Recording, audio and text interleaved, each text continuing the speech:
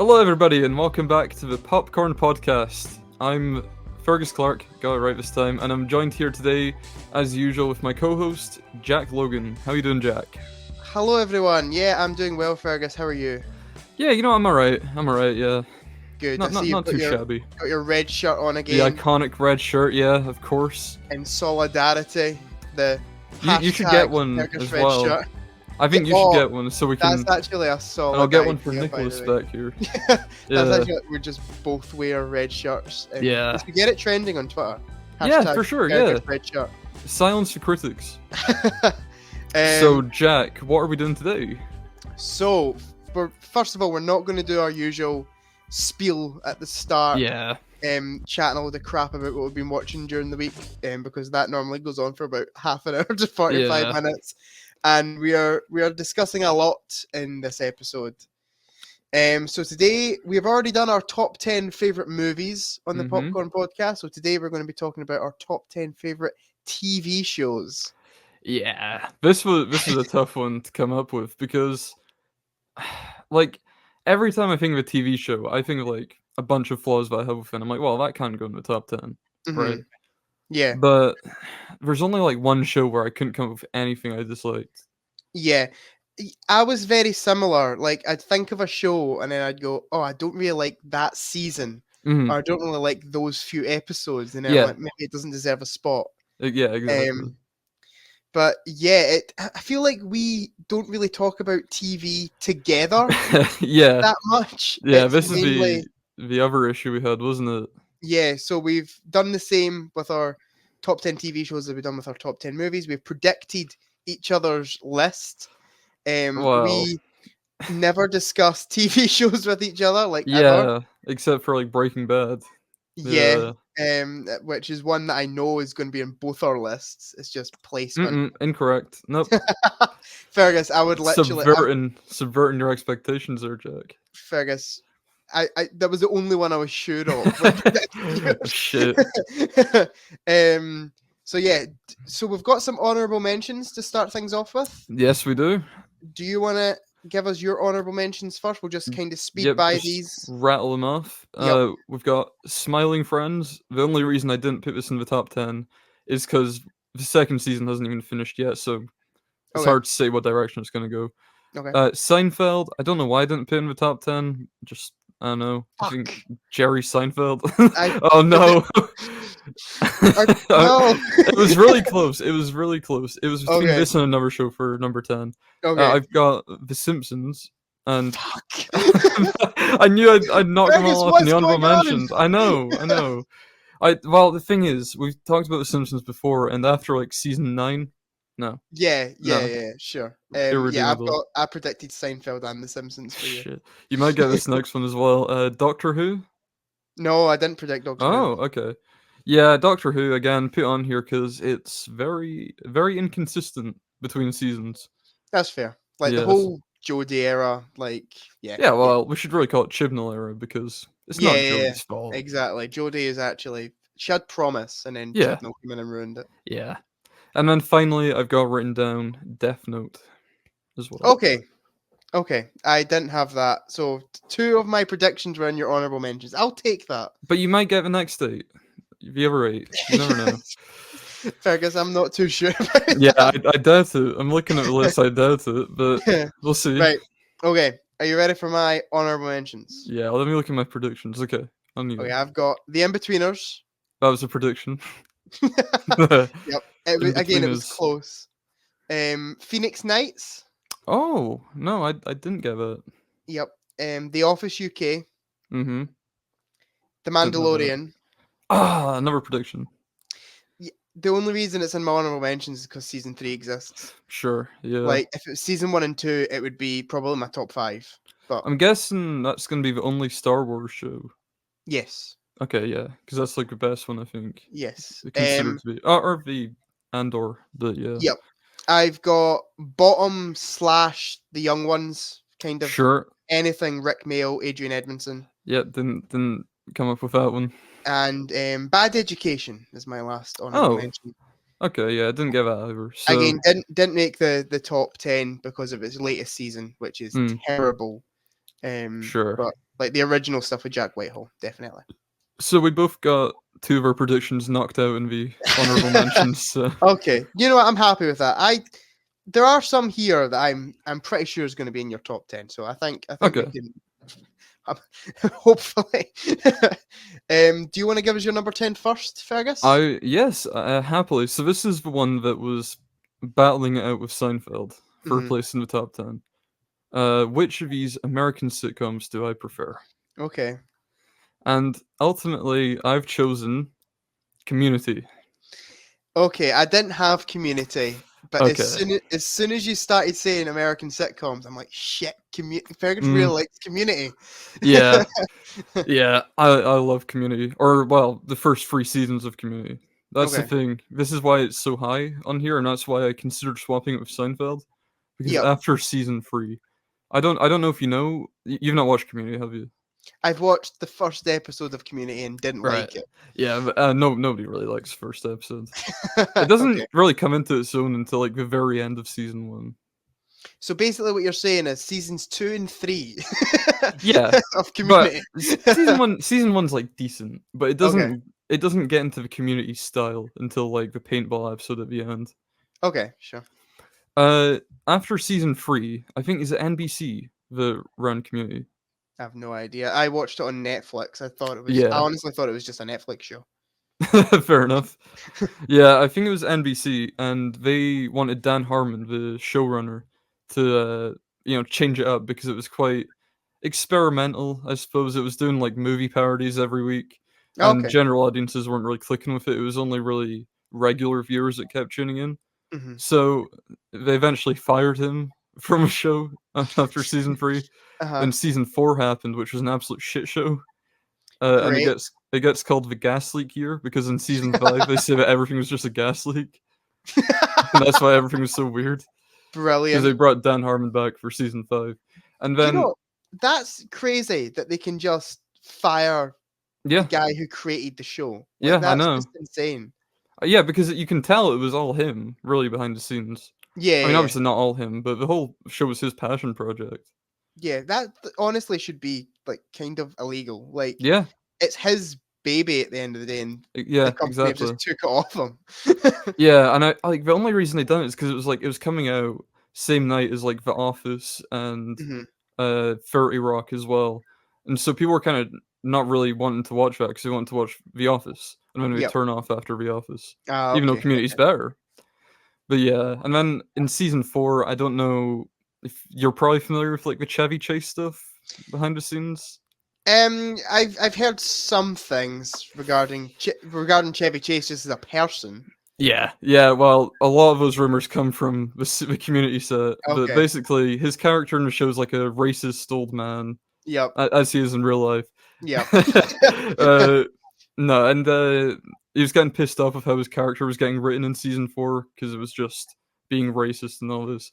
And he was like, "Oh, I might as well just call Donald Glover's character the N word." And that, um, That that well, if that's you not a watch good call. yeah, if you watch season 4, you'll notice that he isn't in half the episodes. They have to Oh be like, yeah. "Oh, Pierce is off doing something else this episode." I watched a video on YouTube a while back, and it was one of those like Ask Reddit videos, and it was like the worst celebrity you've ever encountered. Mm, Chevy Chase was half of them. yeah, Like that doesn't surprise me. he's meant to be a horrible, grumpy old man, which Yeah, is sad. yeah, he got into like a fist fight with Bill Murray on the set of Saturday Night Live once. Yeah, that sounds about right. I feel like Yeah, those two. I feel like they could be quite similar personalities, so I feel like they would yeah, clash. yeah, for sure. But it's just a shame because I do like Chevy Chase. Like I love like National Lampoon and stuff. Mhm, It's just a shame that he's a arsehole. yeah. And I mean, he's not really gotten much work after Community because of Yeah, everything that came out from there. yeah, yeah. Yeah. Who else is in Community? Donald Who's Glover is who's probably the the main most. guy? Oh god. Joel McHale. Okay, I feel like he's been in something else that I've seen. Have you seen The Bear? I think he's in a couple No, episodes of it. no. I don't know. Is He's on a lot of stuff. is Ken Jeong in it? Yeah, yeah. Yeah, yeah, yeah. I love him. He's funny. He's really good in the first season. Yeah, yeah, yeah. So how many seasons has Community got? Verse 6, and after season 3, it goes a bit downhill. Season 5, Okay. I actually really like, and then Okay. season 6, I don't really Okay. like very Was that much. like was it like the finale or did it get cancelled? No, it was a finale because they had this whole thing for a show of 6 seasons in a movie, which should come out this year. The movie's meant to Oh, come out okay. this year. I don't Okay. know if they've started filming it yet, so Yeah, I don't. I not don't know hopeful. if Chevy Chase is gonna be. No, no. Yeah. Season 6 was weird because it got bought by Yahoo because Mhm. NBC dumped it. Great. So Yahoo started a streaming service and they bought Community. Yahoo. Yeah, and it was put onto there. It was Yeah. yeah. And I don't think you can use that streaming service anymore. So What's it about?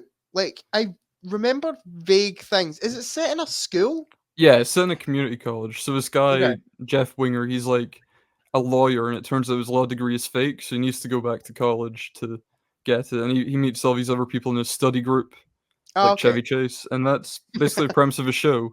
And Okay. then as it goes on, it just gets really weird, and they start doing movie parodies every week. Okay. But I really like it. I might give it another go. I watched the pilot because I'm pretty sure Sophie really likes it. Mm. And she was like, "Oh, watch the first episode of this show I really like," and I genuinely didn't laugh once during Yeah, the that's fair enough. like deadpan the full time. I think the Um, pilot's almost like generic on purpose, so okay, I it's might kind give of it a another parody go of then. the Like, average pilot. Yeah, yeah. okay, do you want to hear my number 10? Yeah, let's go for it. Let's hear it. Okay, my number 10, and again, it's one of those where the last season ruined it a bit, Mm-hmm. and that's Sex Education. Oh, I should have predicted that because I knew you actually watched it. That Yeah, would have been a good um, show. first 3 seasons of Sex Education, Mm. I think it's some of the best TV ever. Like, it's so good.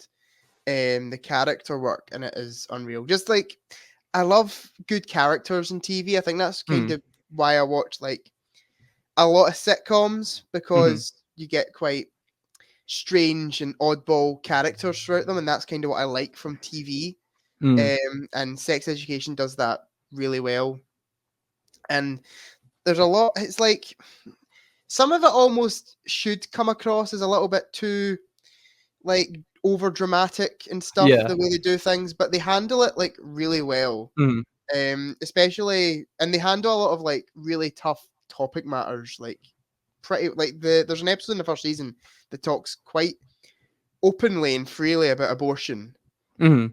and I'm like, that's not going to go well. And then they managed to pull it off, kind of having pro and cons for it in the same episode, and I think that's just really well Mm. done.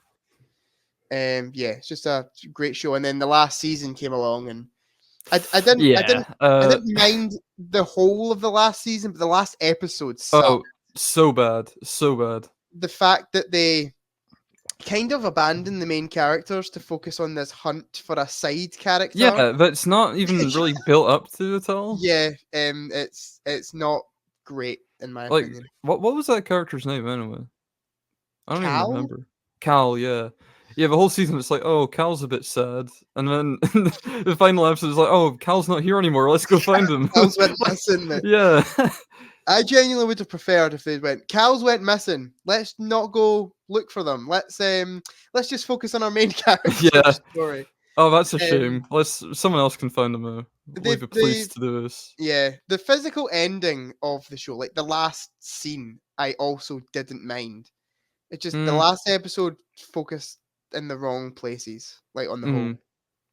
I feel like for the last full season kind of does that a little bit.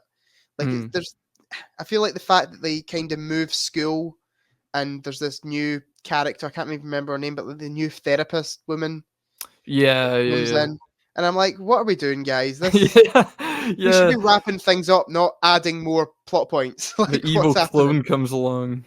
I do think the best thing handled in the kind of last season is Adam and his dad's relationship. Yeah. That's They were always my wonderfully two done. favorites. Adam's like my favorite character. I love him so Same. much. And Ruby as well. I really like Ruby's character. Ruby's cool. Oh, here's a question. Yeah. You prefer Otis and Ruby or Otis and Maeve? Otis and Ruby all day long. Really? Yeah, Otis and Maeve feel odd. I think they work together. I feel like Otis and Ruby's almost a little one-sided, but Nah, I like both of them, to be I fair. don't really like Maeve. Like, I like her as a character, but like, if I knew her in real life, I think she's an absolute cow. Like, like as a character to watch on screen, the drama she causes and stuff is like fun. But like as a Mm. person, nah, man. Yeah, you know what I didn't really like about Maeve was the whole like, oh, it's time to see what Maeve's up to in America, and then that lasts Oh like 2 episodes, and then she's yeah, back. yeah. The guy from Schitt's Creek's in it for like Yeah, 2 episodes, and they made him out to be like a big guest star. He's like yeah, hardly in it. yeah. No, But yeah, I wasn't huge on that. on the whole, the first 3 seasons are I genuinely adore. Yeah, I love Uh, Gillian Anderson. oh, she's yeah, I was gonna say Gillian Jacobs, but that's Community again. yeah. Gillian Gillian Anderson is Anderson. really good. Oh, she's amazing in it. And so is who's the main guy? Is it Asa Asa Butterfield? Butterfield, yeah, Yeah, he's the really boy good in the in it striped too. pajamas. Yeah, Yeah, Hugo. yeah, yeah. That's it. Yeah, he's really the full cast are great, and obviously Yeah, our new Doctor Doctor Who. Shigawa. That's right. Yeah. I will say He about Eric, I like the kind of thing about how, he's religious, but he's also gay, and he needs to try and, yeah. come to terms with both aspects of his life. But I feel like the arc in season 4, I feel like we'd seen it before. Was that just like the same thing as another season? Yeah, I feel like it kind of came to an end at season 3, that whole Yeah, thing, and then they just kind of brought it back in season 4. yeah. I kind of felt similar. I also felt it was very poorly handled in season 4 on Mm. the whole. With him, like, he did not like see visions and stuff, and he's like getting Yeah. signs, and Yeah, that yeah, it's was all a bit odd. strange, yeah. Yeah, but yeah, seasons 1 to 3, like the way it just deals with topic matters that most TV shows would really avoid, Mm, and manage to almost like make them kind of comical, but also have like a real message behind them. mhm. And apparently it's got a lot of people, like young people, talking about sexual health a lot more openly, which is Yeah, always a good exactly. thing. That's the best thing about it, really. It appeals to younger people, and it, it has important messages in it. Yeah, definitely. And one last thing I'll say, I love how you can't tell when it's set. Mm, Like the show kind of has an 80s aesthetic to it. It kind of looks like a mhm, John Hughes movie. mhm. But they're using like iPhones and stuff. Yeah, Like yeah, it's I just really like it's got a great aesthetic, yeah. definitely. But yeah, the last season bottled it. If it wasn't for the last season, it'd be a lot higher on There my was list for sure. one really good scene in season 4 that I really Mhm. liked. It was when Jim Howick's character returned. Oh yeah, that Yeah, yeah, yeah. episode was probably the best episode Yeah, honestly. in season 4. That the one set at the funeral. I I was was like literally that. just waiting for him to show up the whole series before then. Yeah, that's the episode that I feel like handled the characters the best in Yeah. season 4 for sure. Yeah, it was good getting them Um, all in one room, and yeah. definitely, definitely. Okay, Fergus, you're number 9. Number 9? Did you say Yeah, number 9? yeah. Oh, oh, Oh, oh. If alright, you've done this, Fergus, let's go inside. Number is it 9. inside number 9? Inside number 9, yeah. To be I fair, thought right, because you hadn't finished it, yeah. This is the it thing. wouldn't be there. Okay, Well, yeah, this is I will address this once I finished the show. I'll say if I would keep it here or not. okay. But for now, it's shaping up to be yeah, it's shaping up to stay here. I'm enjoying it, and you've just started watching it, haven't you? Yes, I'm 5 episodes in. 5 episodes The in. last one I watched was the kind of one during Macbeth. The That one. Understudy. That's the one. And it felt like that guy from the IT crowd, the boss guy, should have been in that. Yeah, It was like, agreed. yes, Steve Pemberson basically does an impression of him through Yeah, the Matt like, Berry. Matt Berry, that's the Yeah, guy. Yeah. he actually looks a lot like him. Like Yeah. when I seen the thumbnail for an iPlayer, I thought it was him. Yeah. It basically they sound the exact same in the Mhm. episode. There's another Um episode called The Devil of Christmas where Steve Pemberton sounds a lot like Matt Berry as well. okay. Yeah, I'm 5 episodes in. Where are you at with it? Me and my dad, we just finished series 8, episode 1 last night. So Okay. we've got 11 episodes left, I think. Okay. Not long. Not long. So Mhm. it will probably stay there then. Like it's Yeah, I not. think so. I've heard the last couple of seasons are good. So Yeah, series 9 was meant to be really good.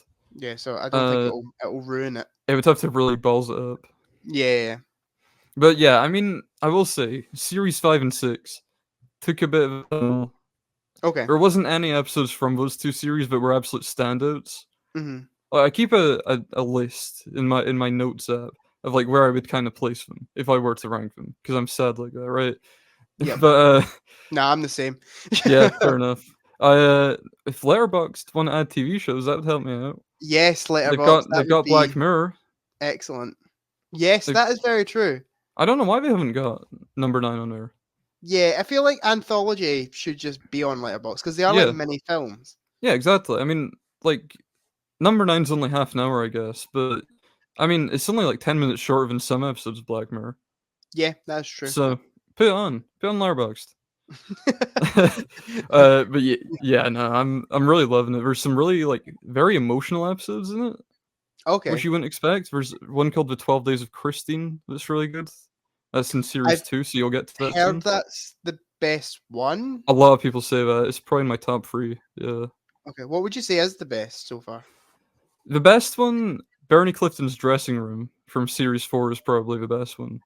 Okay, But my favorite is still The Devil of Christmas okay, okay. because it ticks a lot of boxes for me. Yep. But yeah. So you've watched the first 5 episodes. You really liked A Quiet Night In, didn't you? Oh, A Quiet Night In is honestly like perfect TV. It's so It good. was. I was genuinely almost rolling laughing at it. It was. Yeah. It's the same like appeal you get out of like Charlie Chaplin kind of Mhm. humor. Yeah, and it's Or got like his Buster granddaughter in it Keaton. as well. Yeah, or like Buster Keaton, like silent comedy, which is Mhm. just wonderful. And Yeah. I love how each of them have like a kind of dark twist at the Mhm. end. I didn't know if it would be. I didn't know if it would kind of have twists. I thought it was just going to be like a little 30-minute comedy Mm. bit. But each of them so far, I'm like, at this point, I'm now like trying to guess the twist, like where is it Mhm. going, kind of thing, which They're is they're fun. very good at misdirection as well. Yeah, definitely. So I've loved A Quiet Night In. I've loved Tom and Jerry. Thought Tom and Jerry was Mhm. great. It's like Fight Club, Um, but maybe better. Oh, you oh would yeah, definitely say it's sure. better. Oh yeah, No yeah, better. spoilers though. Exactly. No The spoilers. ending of that one, I was like, the first twist happened because there's a few twists in that episode. Mhm. First twist happened, I was like, oh, that makes perfect sense. Then the Mhm. second twist happened, I'm like, holy, what? Yeah. No way! Like that's it was genuinely like jaw on the floor kind of shock. Mhm. The one that I've not liked so far was that I can't remember the name of it. The one It's with the called balloon. Last Gasp.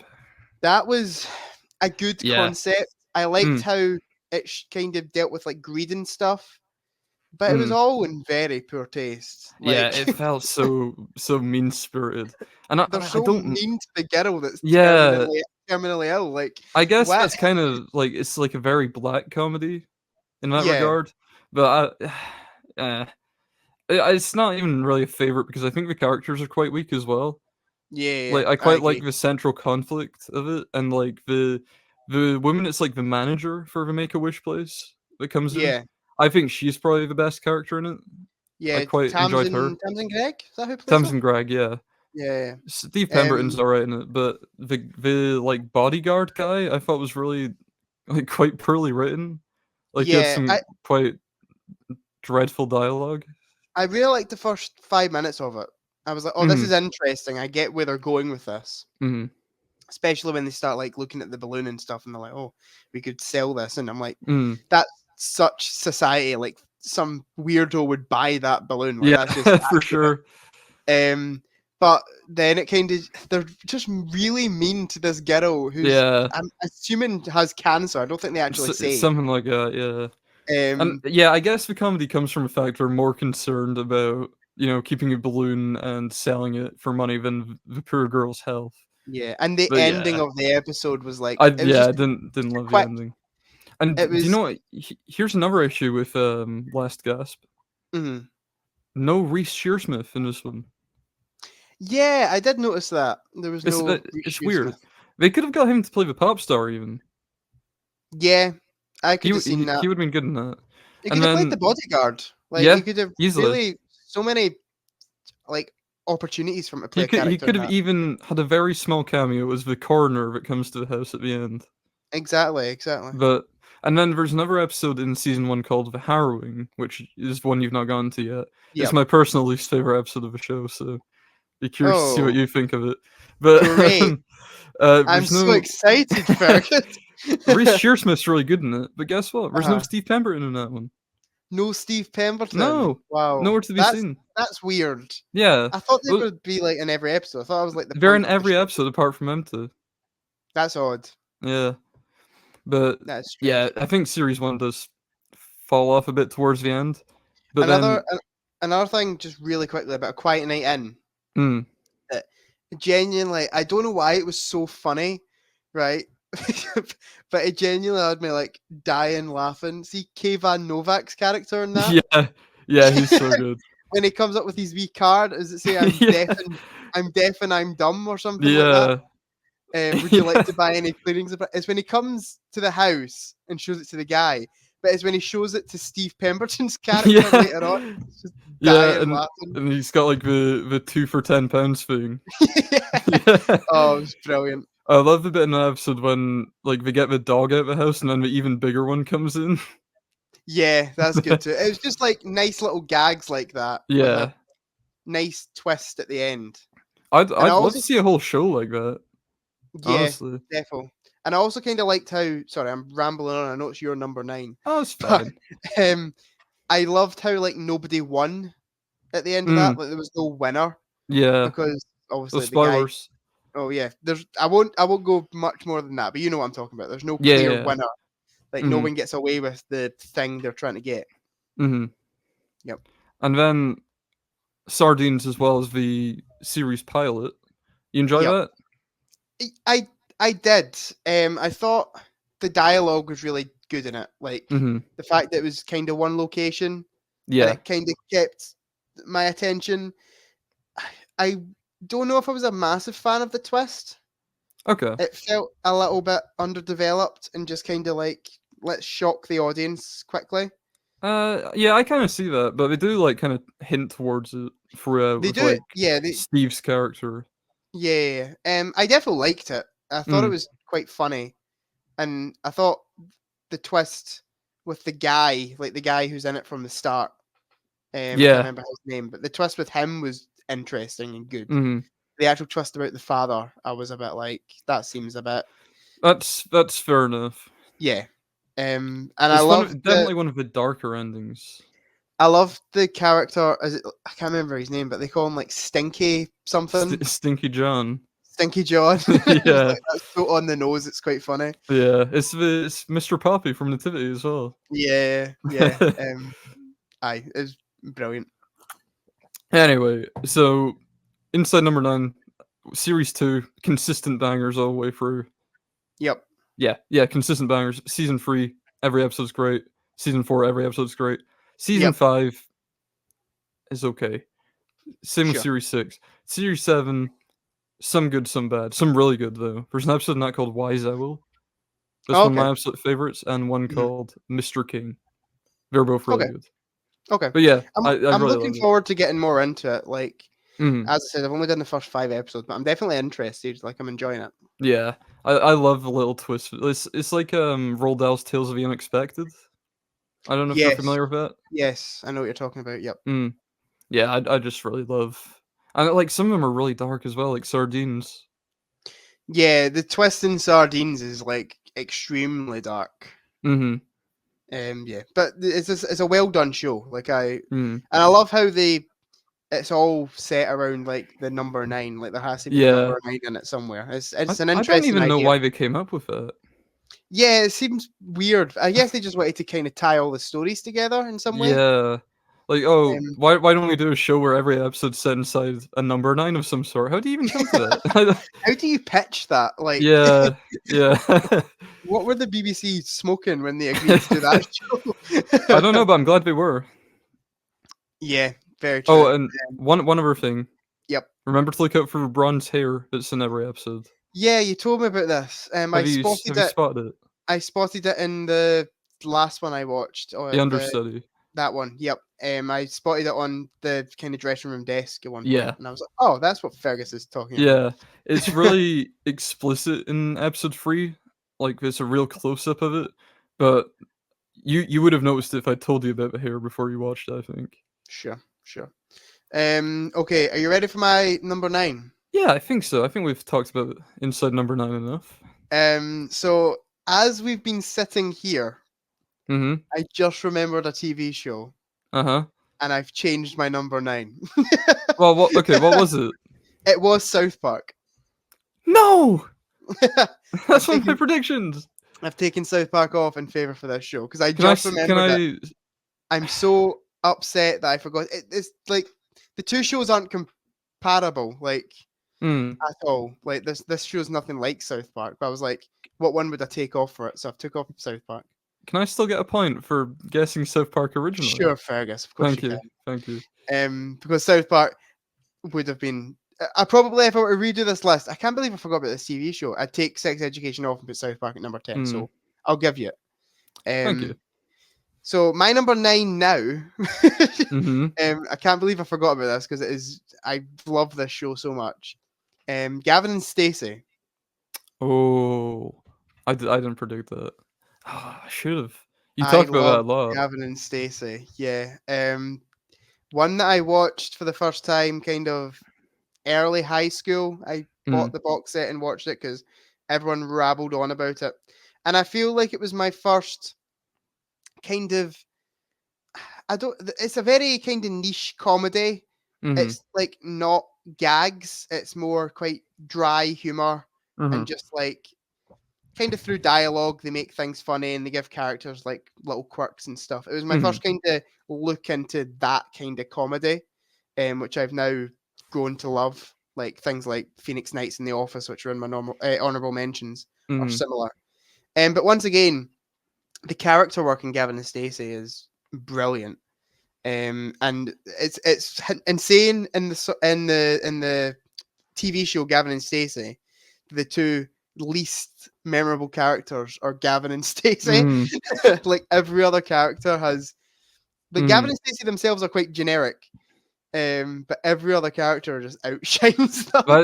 That's kind of the same thing with Seinfeld, where Jerry Seinfeld is easily like the worst character in the show. Yeah, but he's just a straight man, so that George and Elaine and Kramer can get into their little antics. Definitely, like Gavin and Stacey are just like the straight man and woman of it, like, and that it's kind of their quirky families that you really grow to love. But yeah, I think it's absolutely hilarious.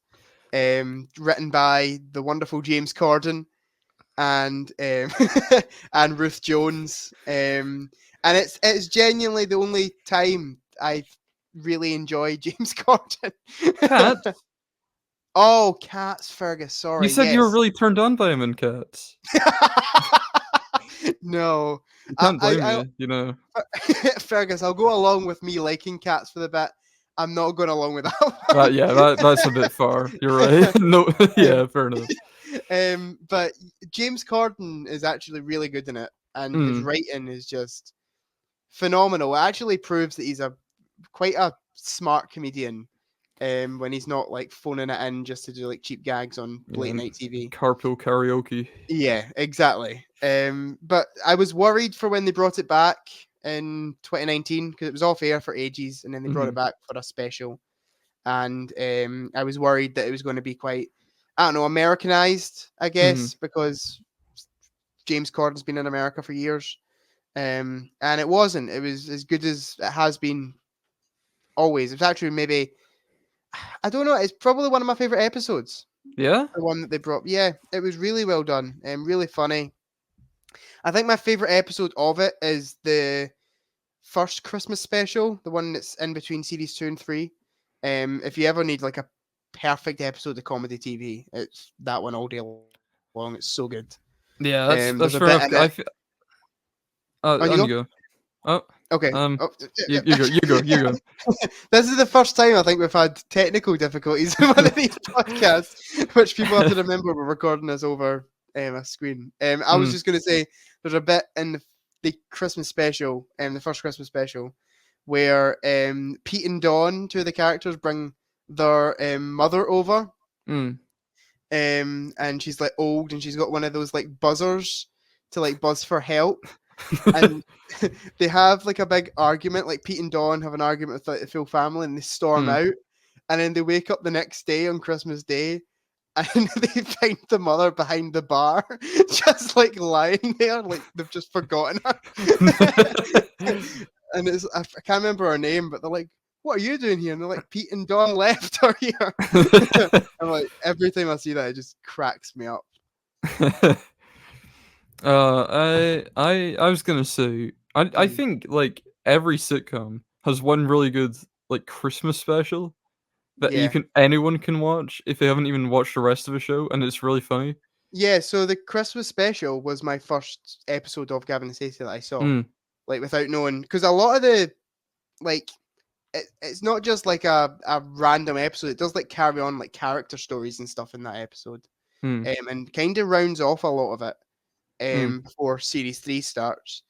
But yeah, it was my first episode of the show, and I was just like, "Oh, this is fantastic! I need to go back and watch it all." But yeah, I can't believe I forgot about it, and I just added it in there because I love that show so much. Here's something that's more shocking: is I've never seen it. Oh, Fergus, man. Okay, I watched the first episode and I didn't love it. Okay, the like first Community. I'm gonna say the same thing you said about Community. The first episode is not that great. Yeah, I kind of got that vibe from it. Yeah. First season is the weakest season. It's still good. I still think the latter half of it's quite good. But it's season 2 and 3 where it really shines. Like it really comes into its own. I will say, I liked, and I think he was only in it for like one scene, but I liked Rob Brydon's character. But to be fair, I like Rob Brydon's character in anything really. Yeah, I love the show so much because, as I said, every character has a like little quirks. And the thing about Rob Brydon's character throughout the show is you don't know if he's gay or not. Like that's the whole joke that they do. Right.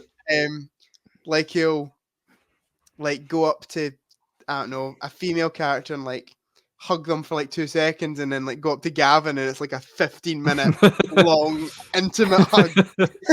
And I'm pretty sure there's a bit in episode 2 of series 1 where Gavin meets Rob Brydon's character for the first time, and who's Uncle Bryn, by the way. He meets Uncle Bryn, and he's driving home because Gavin lives in Essex in the show, and obviously Stacey lives in Wales. He's driving home, and Rob Brydon's character insists on printing out directions for him on his computer, even though he drove there. He needs directions to drive back, and like working on his computer, and he's like, "Nah, Gavin, just sit here," and he like taps his lap and makes Gavin like sit at his lap. Oh, it's just I love it. You should really give it a go, Fergus. Okay. It's brilliant. It's my parents were always telling me to watch it. They've got a line from it I keep quoting where they're always like, "Whiskey with water." This Rob Brydon's character. Yeah. They're always going on about that. There's so many quotable lines from it.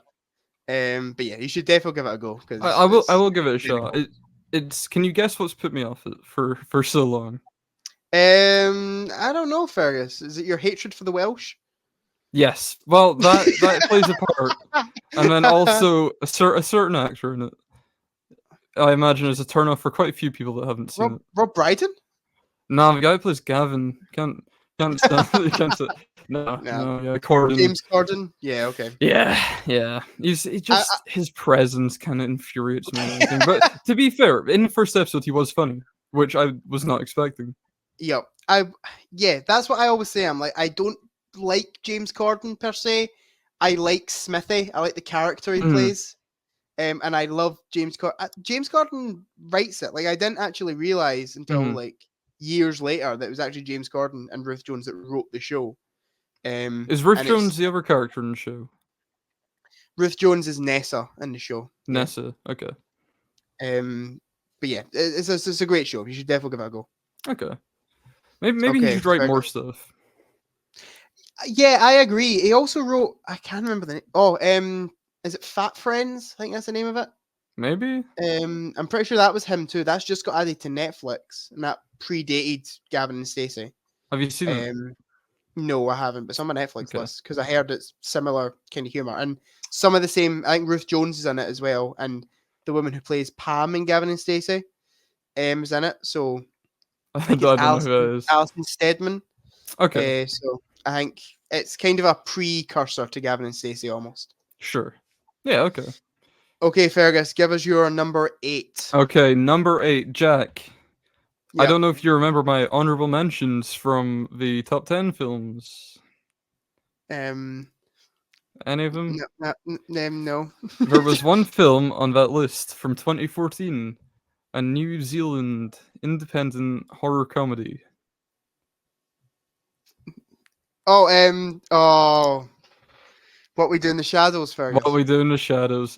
And a couple of years ago, that got its own little spin off TV show. And Yeah, I really love it. I didn't predict that, Fergus. Ah. It's yeah, it's really phenomenal. I will say, again, writing it down on the list, the last few seasons haven't been as strong, I would say. Okay. Season 5 was a bit of a return to form, but season 4 didn't really do a lot for me. But it's Mhm. just it's really it's really funny. It's got Matt Berry, who we talked about. It's got Kevin Novak, who we talked about. Oh, okay. Sure. Yeah, he's really good in it. The characters are all really great. They're not characters from the original film. Those characters do make a cameo a couple times, but Okay. it's all new characters written for the show, and they're all really funny. The Yep. best one is Colin Robinson. I'm gonna say he's the best one.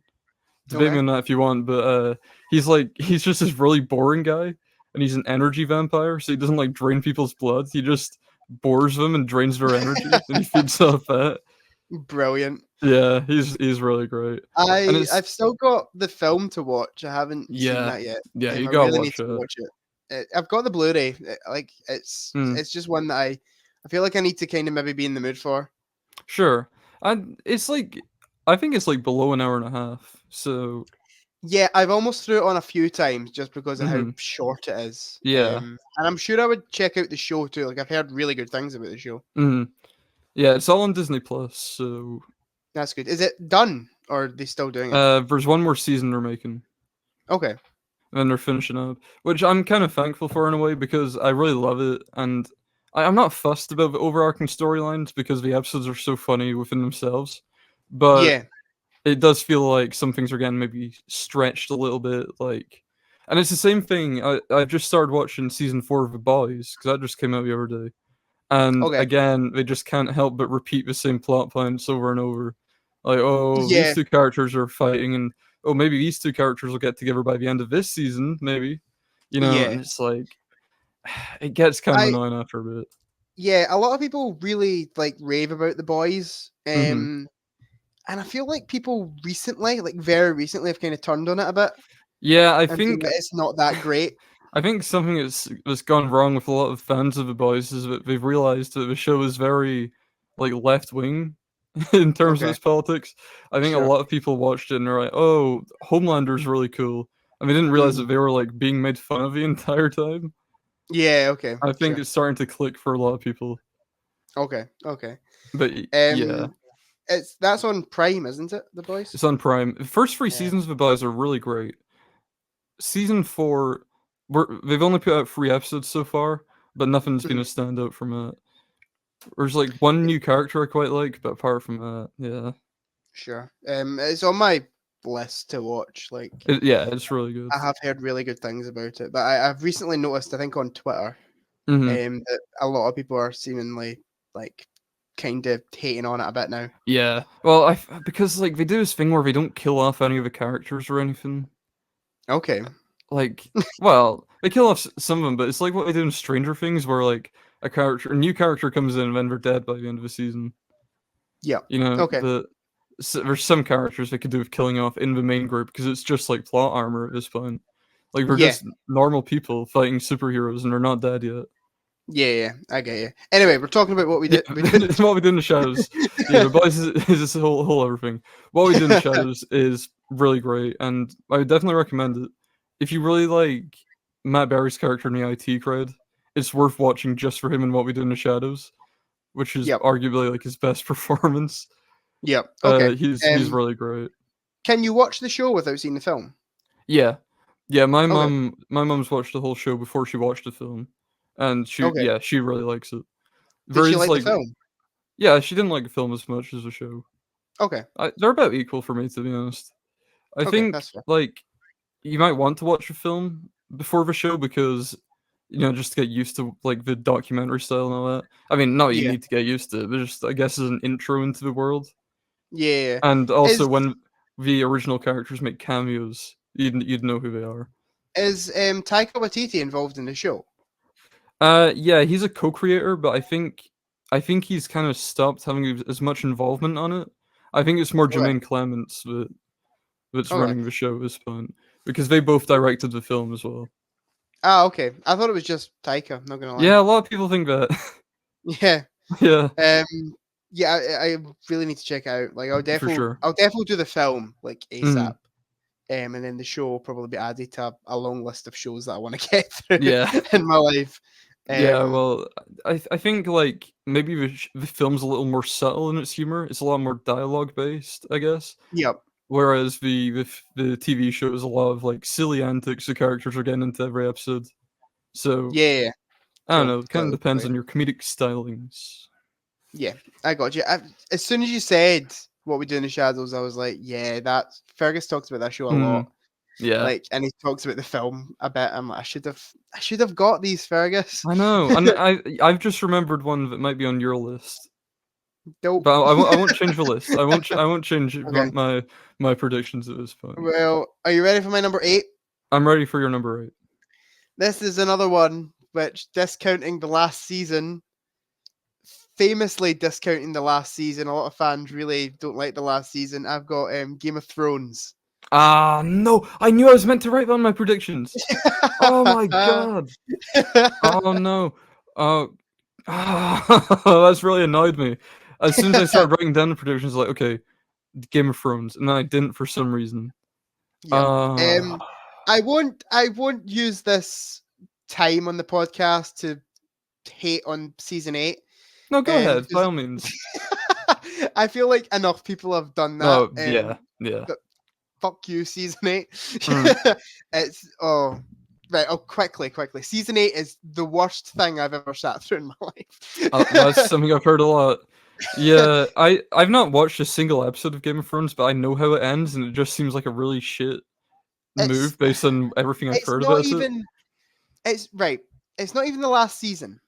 Mhm, The last like 3 episodes of the last season are the ones that I'm mainly talking about. mhm, And episodes 1, 2, and 3 are kind of whatever. Like, it's a bit of a downgrade, but you can still tell it's Game of Thrones. mhm, The last 3 episodes of season 8, and the fact that it's only 6 episodes long and every other season's been like 10. mhm, I'm like, it's such a downgrade. Like, character progression is just thrown out the window. mhm. And another thing about the last couple of seasons about the show is in the first 6 seasons, probably actually first 5 seasons of the show, travel is such a big deal. Yeah, Like, yeah, there's episodes like season 2, there's a story where it's like 2 characters going from A to B, and that's like the full mhm, arc in season 2. mhm. And season 7 and 8, they just go, "Oh, we got to go to Winterfell." Then like it cuts to them in Winterfell. Yeah, that's like one of the big things I've heard about it is, yeah, it used to be about a journey to these places, and Yeah, now they just, like, teleport into them. there's an episode in season 7, I think it's towards the end, where they have to go capture a White Walker from beyond the wall, and Mhm, to bring back to Emilia Clarke's character, and they literally, it is literally like, we need to go capture a White Walker. Let's go. And earlier in the season, it took them ages to get from the wall to Emilia Clarke's character, mhm. and then it just cuts to them back at the wall, and I'm like, bro, that must have took them. We've just skipped weeks of their life, Mm, like. But yeah, the show is phenomenal. Like, Well, can I just say one more thing about the transport thing? yeah, Could you imagine if at the end of the Fellowship of the Rings, Frodo was like, "Oh, come on, Sam, we need to get to Mordor or whatever," and then the next film opens with them at Mordor. Like, yeah, imagine that. it would suck. It would be Yeah. awful. And I think that's where Game of Thrones kind of succeeds. Is there's a lot of good character stuff, and a lot of that stuff is through dialogue of characters talking whilst traveling, Mm-hmm. and it's just really well done. But yeah, Game of Thrones. I think the first 6 seasons are really where it shines. Mm-hmm. Season 7's still good. It goes a bit downhill, and then obviously I've mentioned my thoughts on season 8. Yeah. But especially season 4 of the show, I personally think season 4 is maybe the best season of a TV show, maybe ever. Yeah. It is fantastic. There's an episode called, is it For the Laws of Gods and Men? I think the episode's called. Could be. And it's personally my favorite episode of Game of Thrones. If anyone wants to know that, it's such a brilliant episode of TV. And there's a speech that Tyrion gives in that episode that's just one of the greatest written speeches ever. It's so good. And yeah, the characters are great in it. The action and stuff's great in it. It's just everything that people say about it, just believe, because it's just such a great show. Yeah, there's one character I know is like, I don't know if he's a prince or a king or something, but he's meant to be like a little asshole. From like, oh, this is when you're going to test me on my character names. It's been a while, Fergus. It's been a while.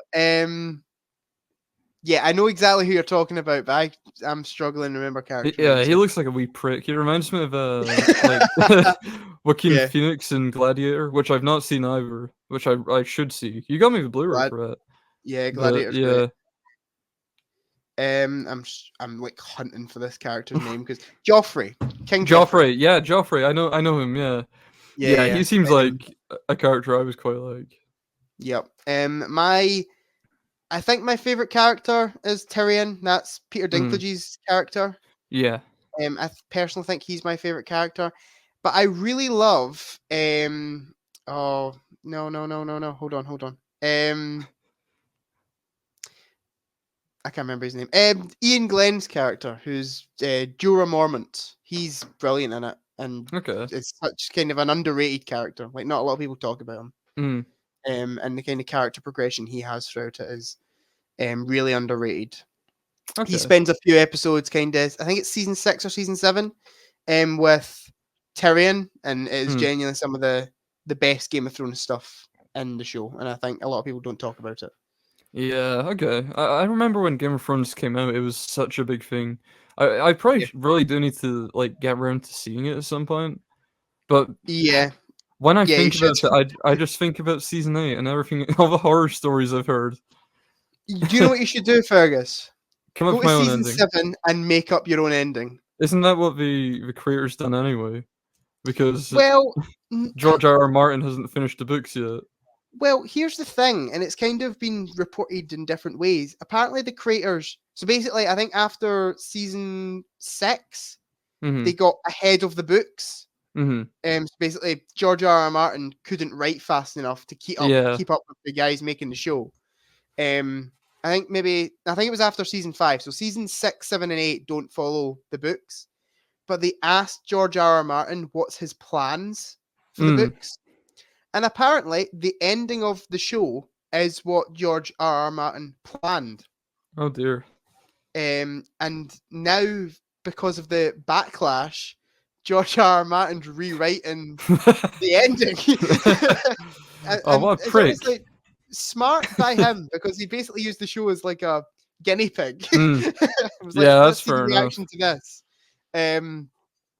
But yeah, I don't know if the book will be finished. He's an old man. I think he's like 77, and he's apparently doing 2 more books before it ends. I always see him like fucking about on social media instead of writing anything. He always just seems to be like going off on little side quests.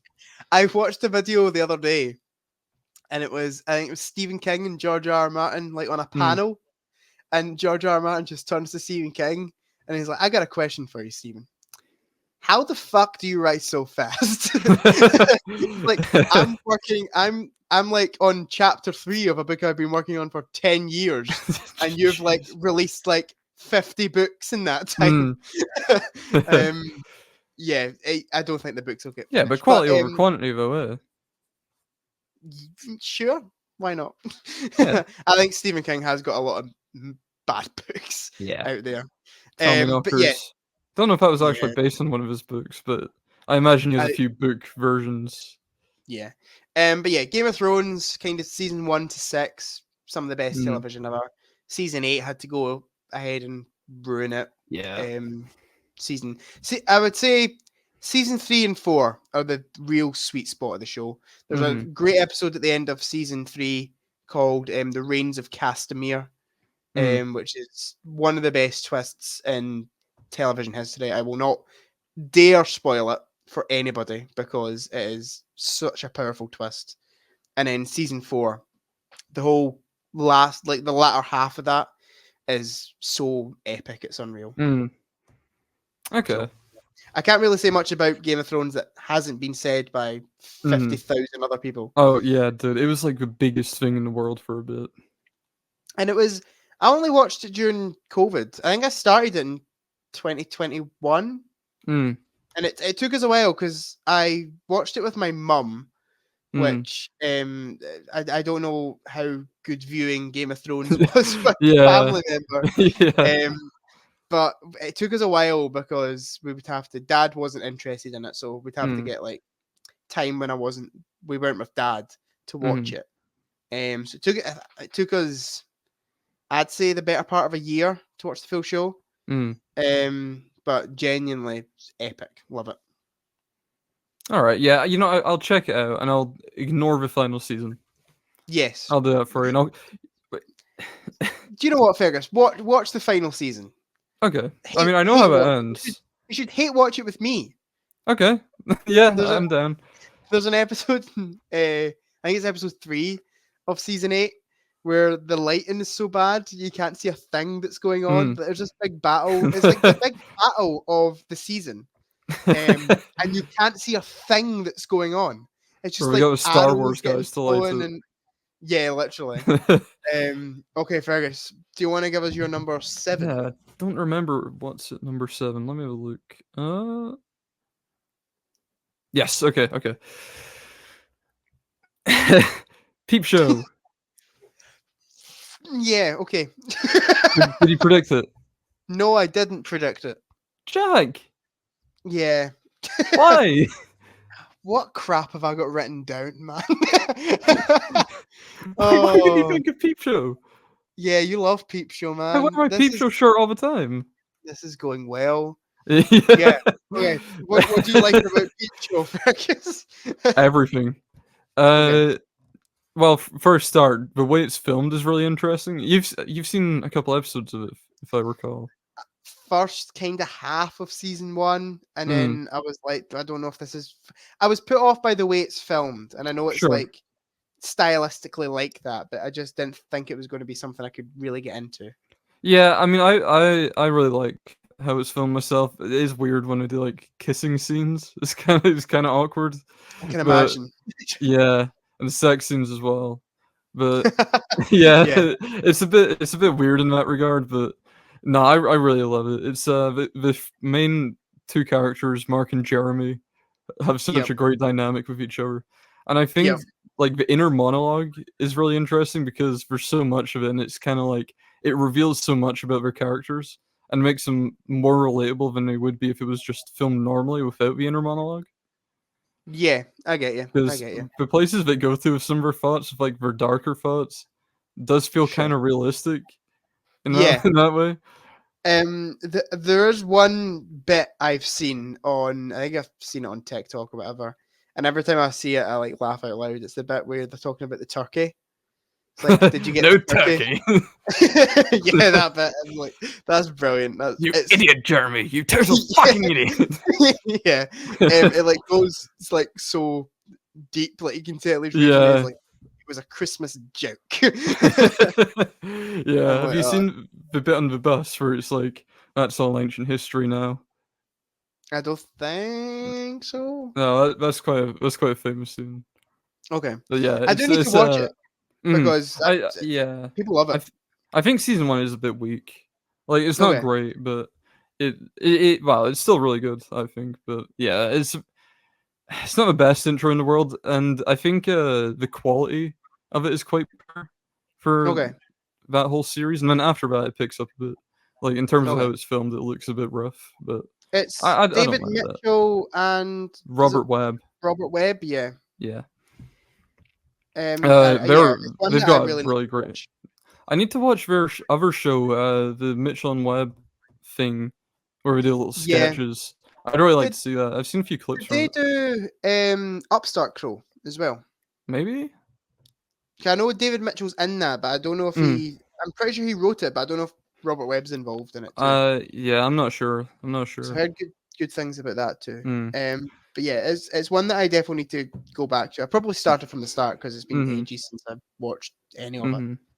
Yeah, there's some really great episodes. When it gets to like season 8 and 9 again, bit of a fall off. I feel like that's Okay. something we've said about every show. Like by the end, it falls off a bit. But Yeah, a little bit. yeah, Yeah. it is hard to keep a show running for that I'm long. also gonna. I'm just reading this. I'm also gonna say that about the next show.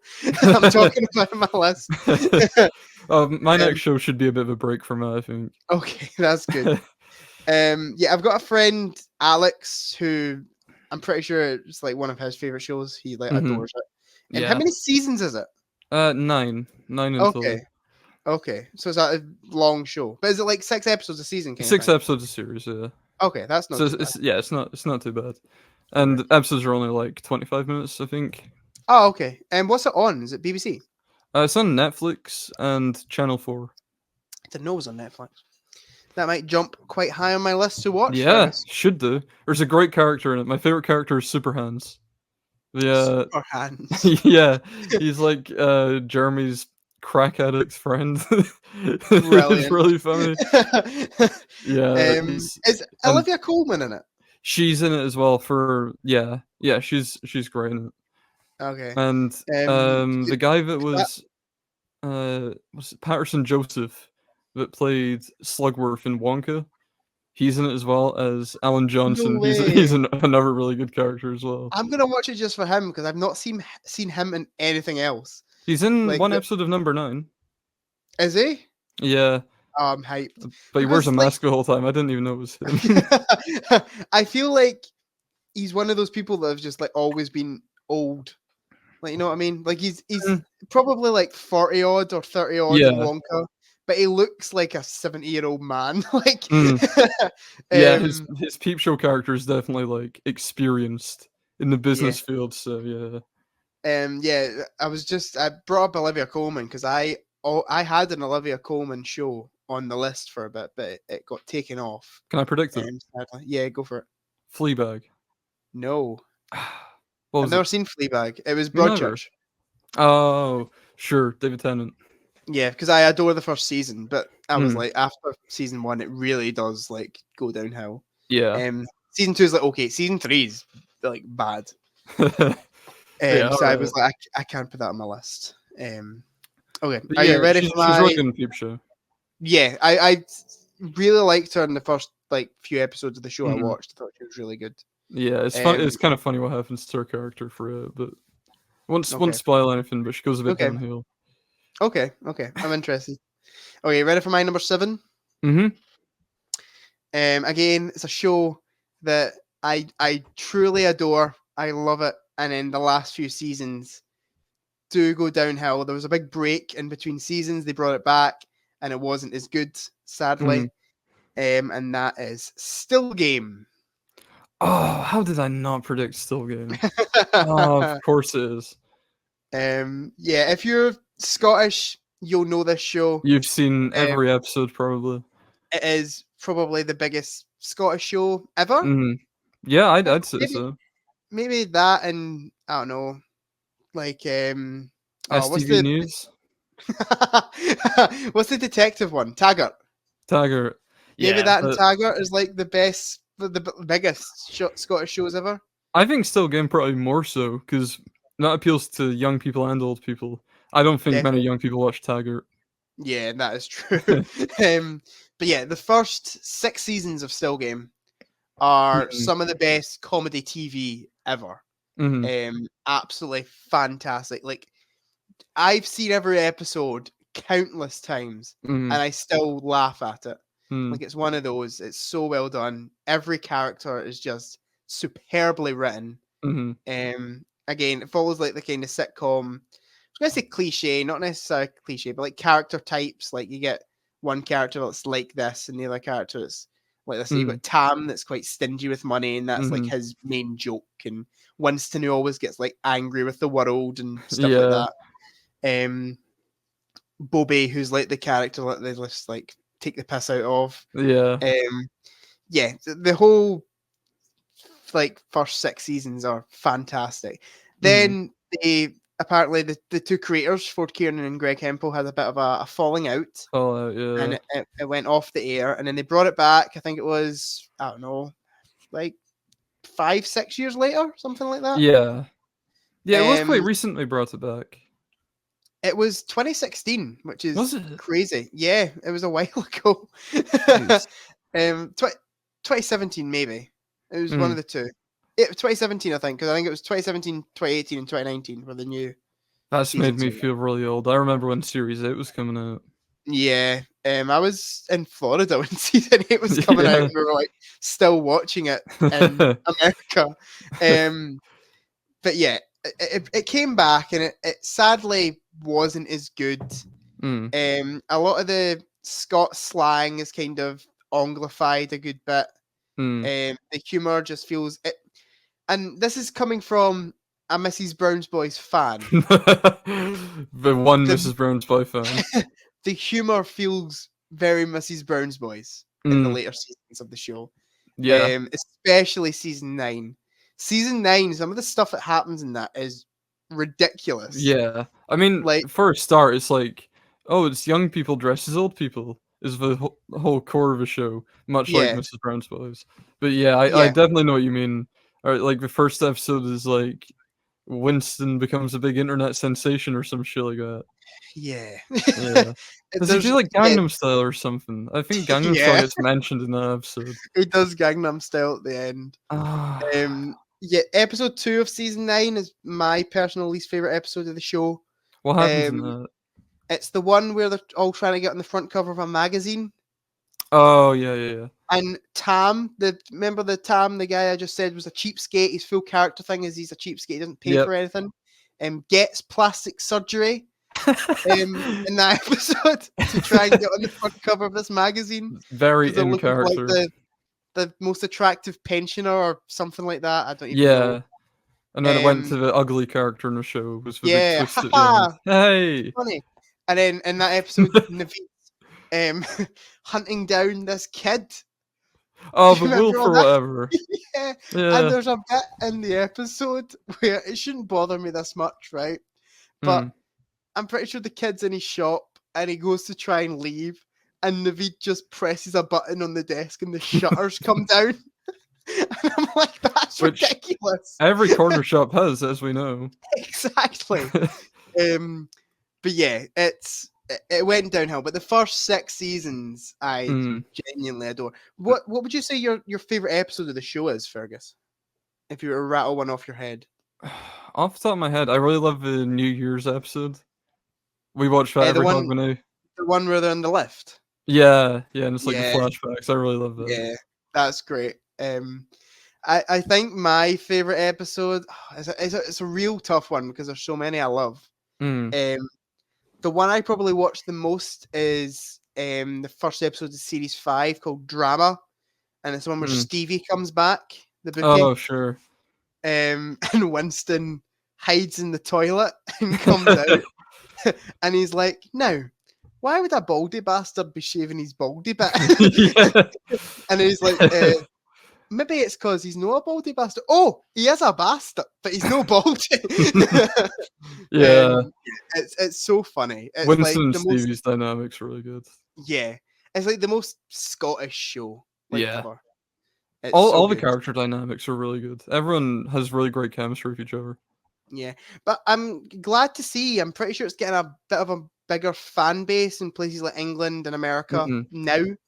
And I feel like it's kind of due to the later seasons because I think they got broadcast a bit more widely. So I guess I can thank it for showing the show to more people. But yeah, it is like a intrinsically, like whatever. What's that word? Intrinsically, is that the right word? Intrinsically, that's the word I'm looking for. Scottish show. Yeah, for sure. And I will say, like, you're ragging on the later seasons a bit, which is fair enough. I'm not huge on them, but I think the finale of the show is really good. I think that's the finale is quite nice. Yeah. The only thing I don't like about the finale is the stuff dealing with. There's a whole subplot where Isa's like donating to charities. Yeah, that is like. I know like, it would have been hard to incorporate her into like the main plot. Yeah. But we don't care about this. Like this is the last thing we're ever gonna see her, and she's caught up in a whole thing where she's donating to animal charities. Yeah. And do you remember what the resolution for that subplot is? Well, does like Naveed come in and he's like Naveed goes up to the guy and cancels all her debt or whatever. And then he just starts donating to the charities instead. Like he just gets addicted and then they leave it at that. Like, brilliant.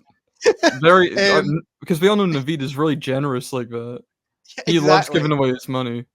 Exactly. But yeah, I truly adore the show. I think out of the later stuff, I really like.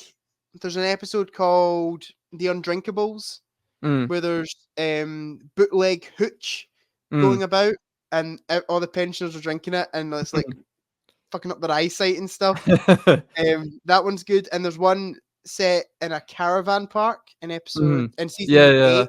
I remember that. That one's really funny actually. But I think season 9 in particular just goes really, really downhill for me personally. You mentioned the bootleg drink episode. That reminded me of the one where Jack and Victor take the like pills that make them more energetic. That's another like episode. It's got the slosh scene. Yeah, the depression pills. Yeah. It turns them black at the end of it. Yeah, it's such a great show. Like it's so good. For sure. Okay, Fergus, give us your number 6. Can we do one more thing about Still Game? Of course. Who's your favorite character? Winston. Winston, good shout. 100%. It's between Winston and Naveed. Yeah, that's fair enough. My favorite's Tam. Tam's a legend too. Yeah. And another thing about the later seasons is so at the end of season 6, I guess light spoilers for the show. Tam and Francis, his wife, have a baby. And it's like the episode is she's the oldest mother in Britain and all that. And then season 7 comes around. That's kind of how season 6 ends. They have the baby, and season 7 comes around, and the baby's just completely wrote out of the show. Yeah, I don't know what happened never there. See the Wayne again. yeah, that is weird. It's like I feel like they almost wrote it and just like didn't know what to do with the child, so they were just like, let's just not bring him back. Yeah, and wait, one more thing. I remember as well towards the end, again, spoilers, Tam like fakes his death so Winston can get his money or whatever, which was a weird arc. The way that they revealed Tam had died, right? Even though he didn't die, but we didn't know that at the time. It's like there's a big like comedy slapstick scene where we're putting in cement outside the Klansman, and everyone's like slipping, sliding everywhere, and Isaac just waddles up and she's like, "Oh, Tam's dead." Like, that's such a shit way to reveal that. No, Fergus, no, because she didn't say Tam's dead. Because all the English and American viewers know what the word dead means. Oh, she said Tam's dead. Tam's died is what she said. Yeah. I honestly think, and I do like the finale of the show. I do like that episode. My favorite episode in series 9 is the wedding one, where Winston gets married. Yeah, that is a nice episode. I genuinely think that's maybe a better ending, personally. Yeah, honestly. I really enjoy that episode. I love the ending we did the show as well, though. Yeah, the ending is nice. Everyone fades away in the end kind of idea. And the bit with Bobby and tears a wee bit. Tears, yeah. Yeah, same for me. Okay, Fergus, give us your number 6. Okay, so we're talking about great finales, and for me, this is one of the best of all time. Okay. Succession. Yes! Finally! Finally! Yes! I predicted Succession. Oh, at long last we've got one. It was the last prediction I wrote. Shit. It was the one where I was like, oh, Succession, he likes that. I'll write that down. No, yeah, I adore Succession. I watched it last year with my mum, and it is absolutely phenomenal.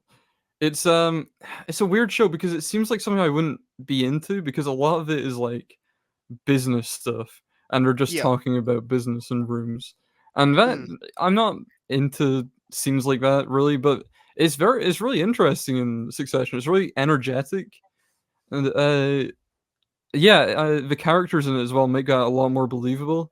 Like the Yeah. main character, well, I mean, they say there's not really a main character, but the main character is Kendall, and he really sells a lot of that because he's kind of out of his league a little bit, but it's the only thing he knows how to do. Sure. Yeah. Yeah. Do you know what it's about? I kind of just I know how it ends. Right.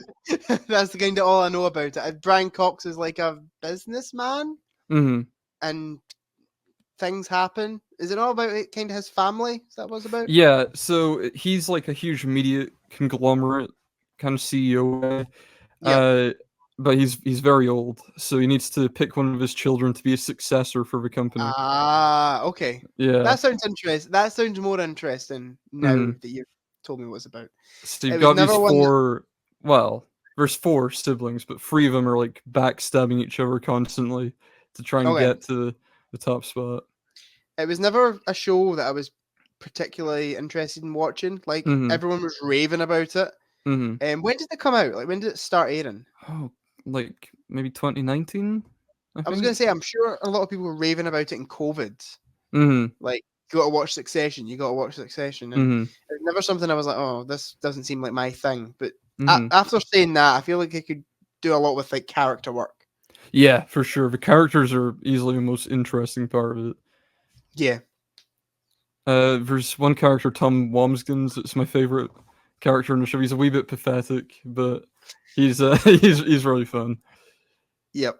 But yeah, it's a really fantastic show, and the character's Scottish, of course. So there's an episode where they go to Scotland. They go to Dundee, and it's nice to see an actual like quite accurate portrayal of Scotland in an American TV show, because it was made by Jesse Armstrong, who's British, and he made Peep Show as well. He co-created Peep Show. Ah, okay. Yeah. What a genre change. Yeah, I know. Well, Succession is still like a comedy at the end of the day. Is it? Yeah, it's really fun. Like hard drama. It's a mix of both. Okay. But you've got Alan Ruck. He's in it. He's from Ferris Bueller's Day Off. He's Ferris Bueller's pal.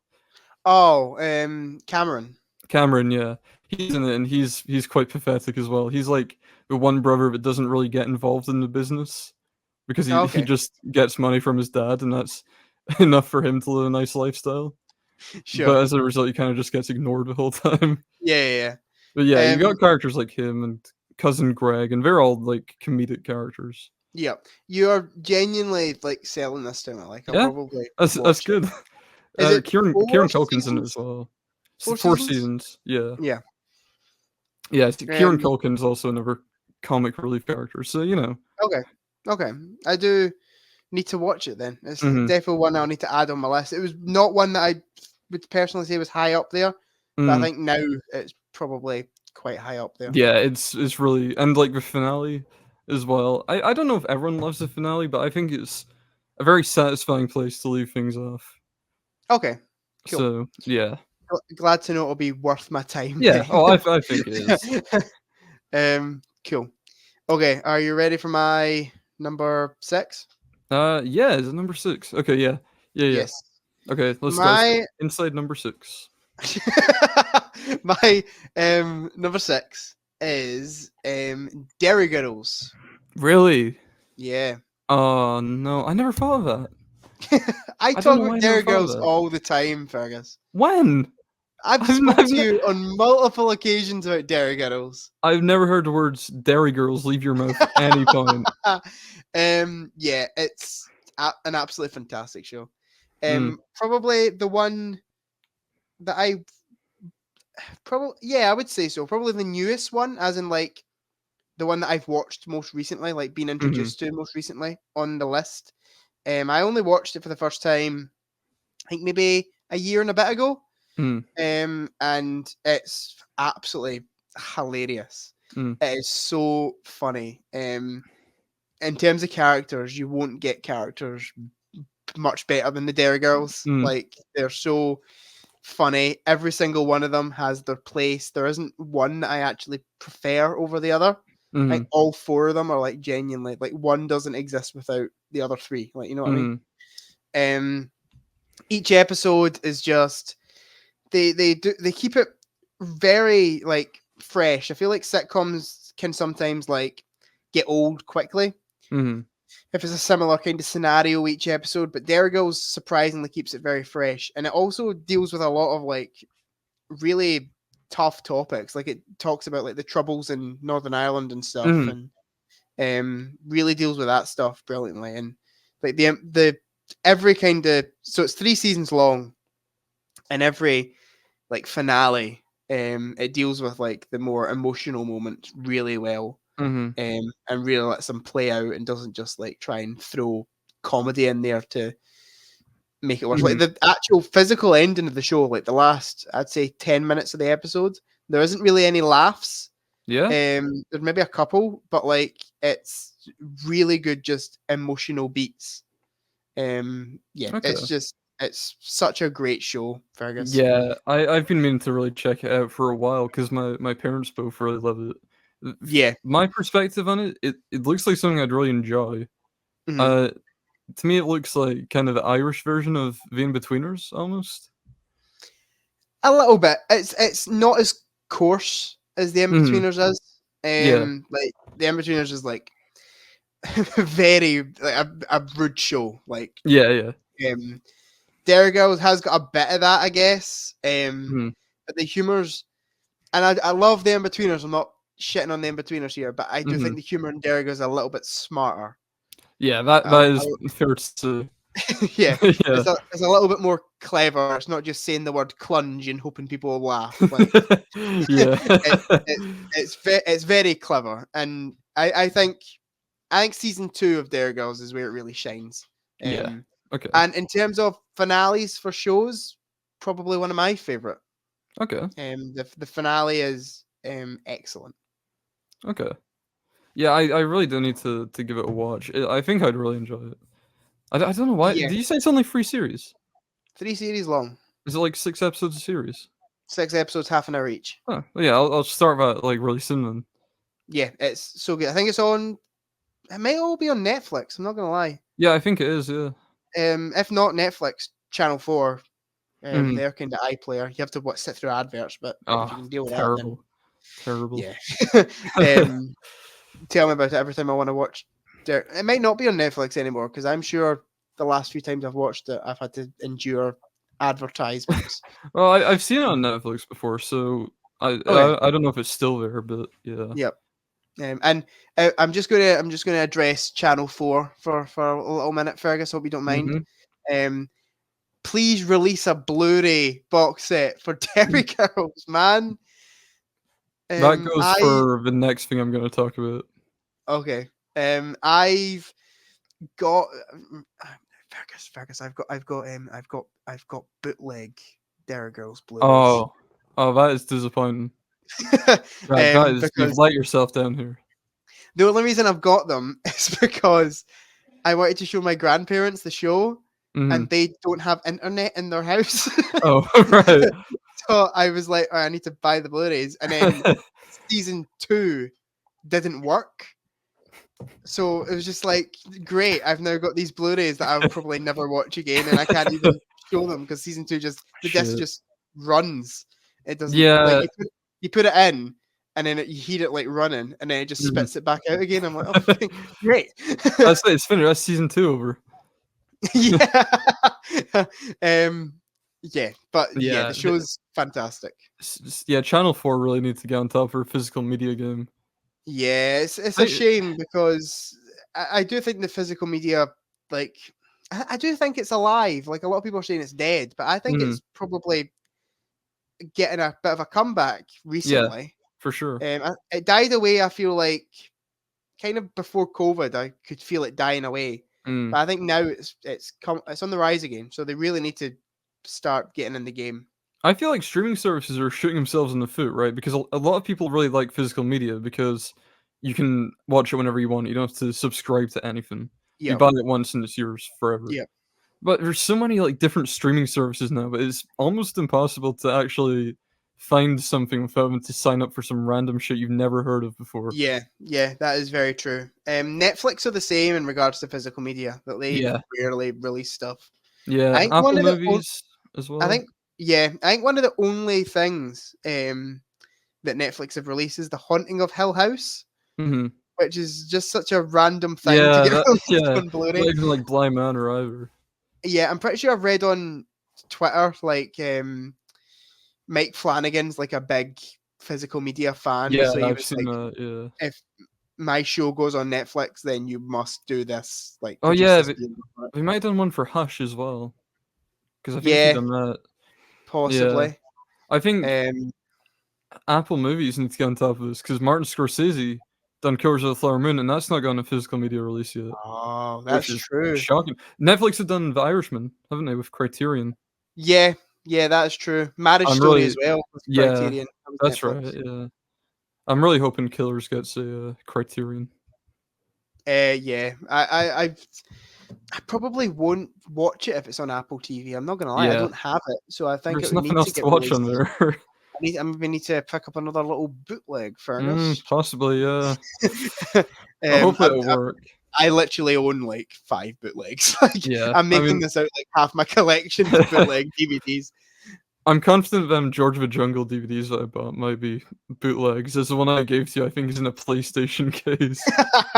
Brilliant. So, yeah. Yeah, the only other one I own really is I've got the despecialized Star Wars original trilogy without all the Sure. added George Lucas special effects. Yeah. But that's kind of it. Hmm. But yeah, Derry Girls, go watch it, Fergus, and I everyone that's actually will. listening. Next week, It's I so good. will have watched at least one episode of Derry Girls. Okay, that'll be Mark interesting to my talk words. about. We can talk Okay. about it in a little opening. Yeah. Yeah, we can double Okay, up again. okay, Okay, Fergus, well, you're at number 5. speaking of Channel 4 not doing physical releases, is this my number 4? Let me think.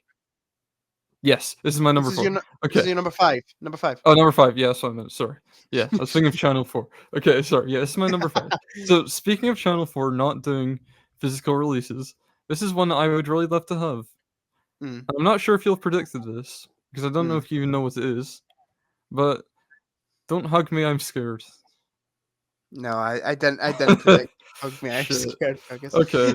Um, I've so heard of it. If that makes you any happier, how do I explain what this is?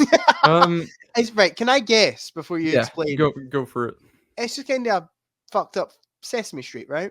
Yeah, yeah, that's it. That's a good way of explaining it. Yeah. So Don't Hug Me, I'm Scared originated from a YouTube series that came out a couple of years ago, where it's like, oh, it's children's TV show with these puppet characters, but then at the end they all get fucked up every single time.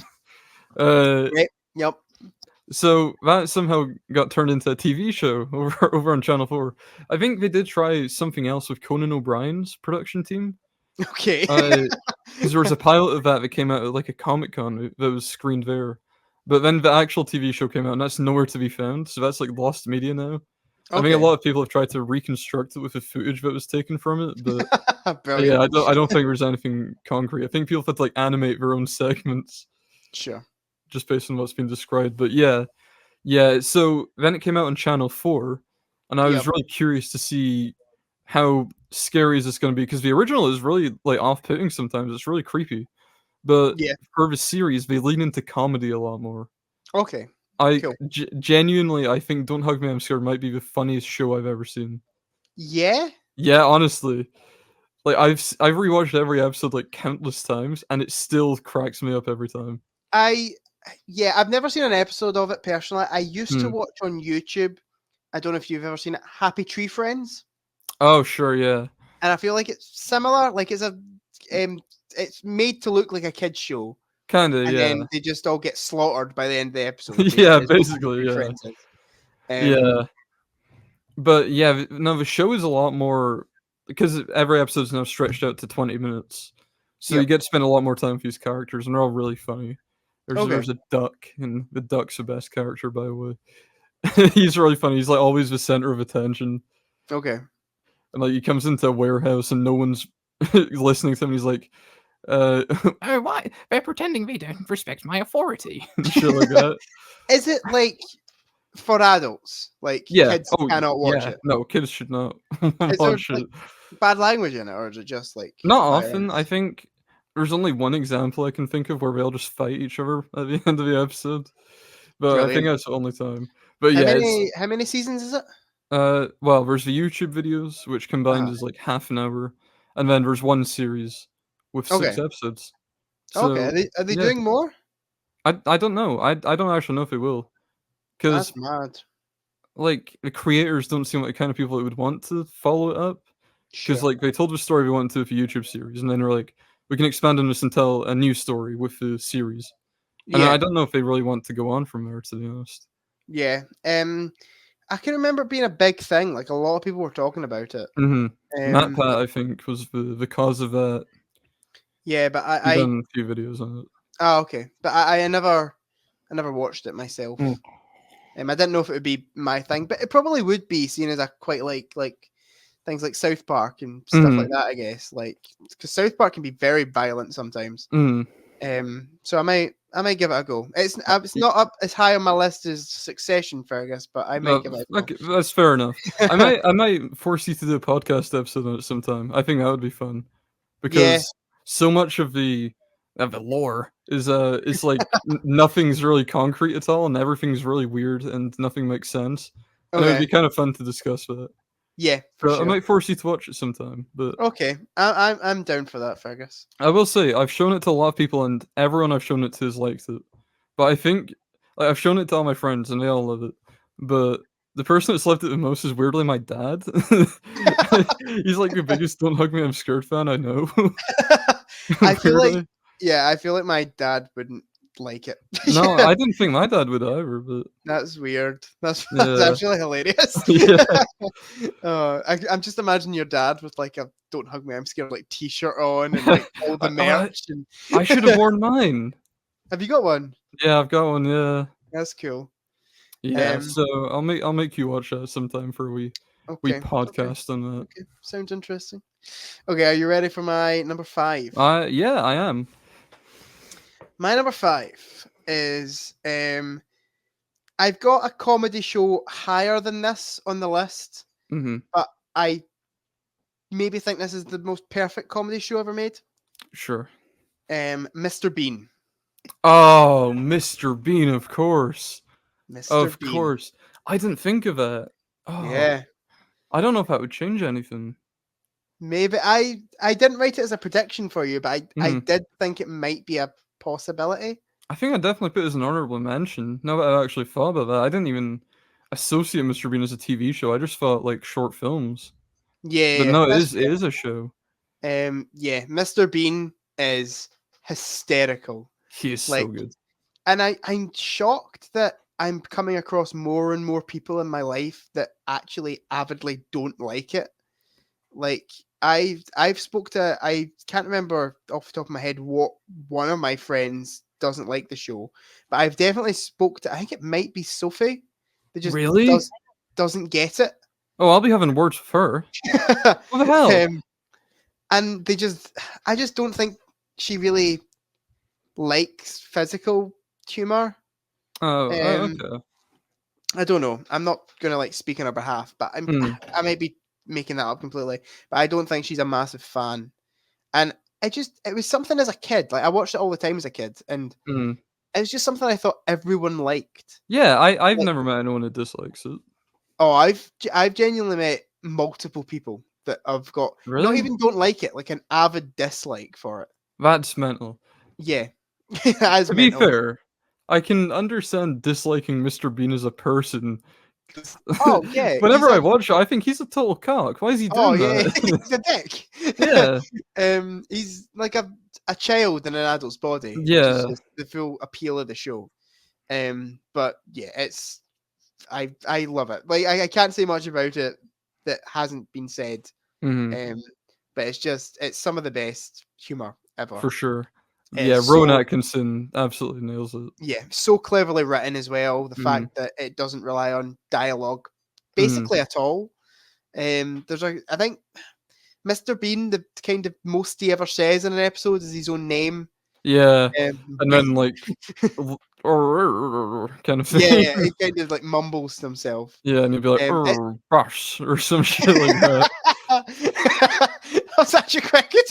Thank you. But that was funny. But yeah, oh, you've made me lose my train of thought. Yeah, like it's very cleverly written, and the fact that he can just mumble and you kind of know what he means Yeah. is so smart. Like it's Mhm. insane. Uh, Rowan Atkinson and Richard Curtis write it. I'm pretty I sure. think so, yeah, And yeah, it's so good. for Like sure. so funny. Like I could watch one right now and laugh. Like, Yeah, and I've seen yeah, them and so many times. you got a favorite at all? It changes. It really does change. My favorite sketch, I think, is the one where he's trying to get his TV to work, and he Yeah, ends up taking off all his clothes and putting yeah, them on that's the a really good chair. one. That's genius. It's so good. Yeah. And what about you? When I was a kid, when I was at my grand, she had, like, the VHSs for a couple different episodes. Yeah, So, the one I rewatched the most as a kid was the dentist one. yeah. The So, I'd say dentist one probably is that's great. my favorite. I'm quite Sure. nostalgic for that. I really like in terms of episodes. I really like the one in the hotel. Yeah, me The too. hotel one's really good, and he eats the is it the bad mussels? Yeah. Yeah, that's great. And there's a great scene where he's trying to get past someone on the stairs, Yeah, and he the ends up like old person. going on the railings on the Yeah. outside, and then he gets in front. There's another old person there. Yeah. Yeah, great. So good. And There's there's another bit that I really love is when he's trying to get undressed on the beach, but there's a guy sitting there. oh, that's genius. That's so Yeah, good.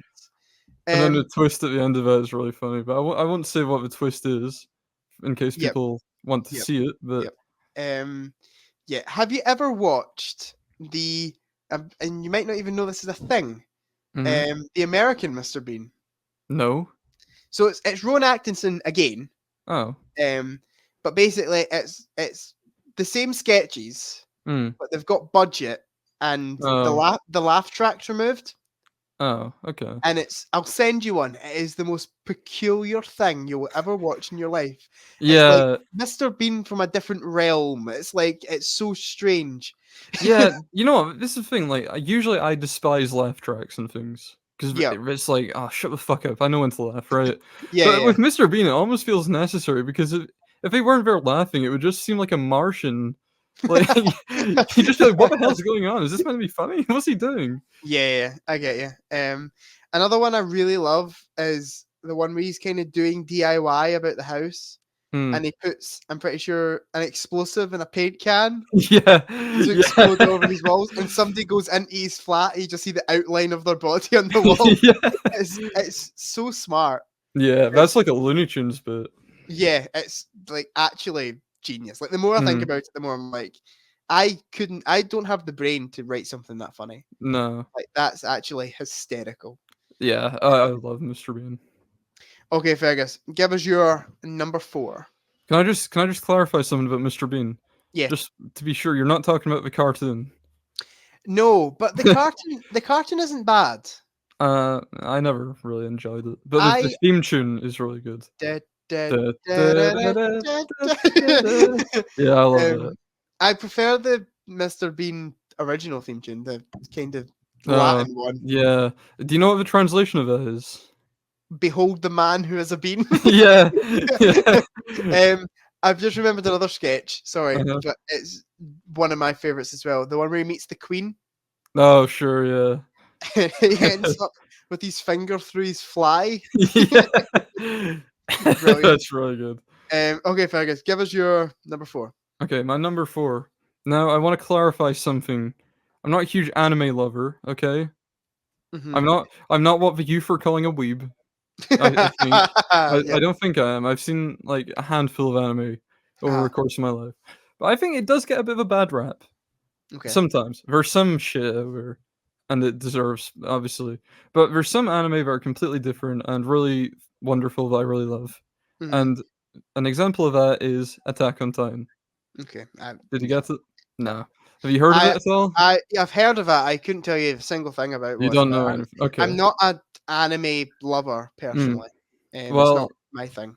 this is the first anime I ever watched Mhm. on recommendation by my friend during COVID. Yep. And I was like, "Ah, I'm not watching this. I'm not watching anime. Fuck that. No." I tried to watch an anime called Haikyuu at one Okay. point in my life, and I couldn't watch the first episode because it was dreadful, and I Sure. still think that. And then I guess there's a Pokemon show as well that I watched as a kid. Yeah, I like that, but The yeah. I help out at a youth club on a Thursday, and that's the only kind of exposure I ever get to anime because all the Mhm. kids are talking about it. Mhm. And the one that I've heard the most about is JoJo's Bizarre Adventure, JoJo's, yeah. and I'm Yeah, like, I've "What heard good is this things. show?"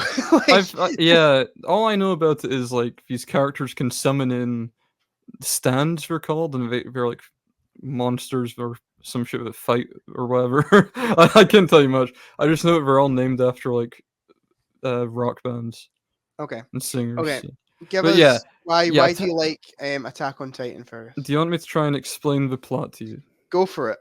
Okay, so all of humanity live inside these massive walls, and the walls were Okay. built to keep out these things called titans, which are like giant humans that run about brainless and eat people. Hmm. I'm And with you. then one day, what happens is this big cunt, the colossal titan, he Hmm. he pops up. He's that big he can look over this giant 60-foot wall, and he Yep. kicks it down, and all the titans get in, and they kill and eat almost everyone. And then Okay. the whole show is about the military, which our main character joins, and they fight the titans and they learn about them, and it turns out people can turn into titans, and it's all very interesting. There's different types of titans. You got the armor titan, the beast titan. It's a giant monkey. You like Okay. monkeys, don't you, Jack? I love monkeys, Yeah, I know Fergus. you do. So you really love the beast titan. But then, as it goes along, things get like everything's revealed about the whole world, and things get a lot bigger. And then something happens called the rumbling, which I won't spoil what that is, but viewers of Attack on Titan will know.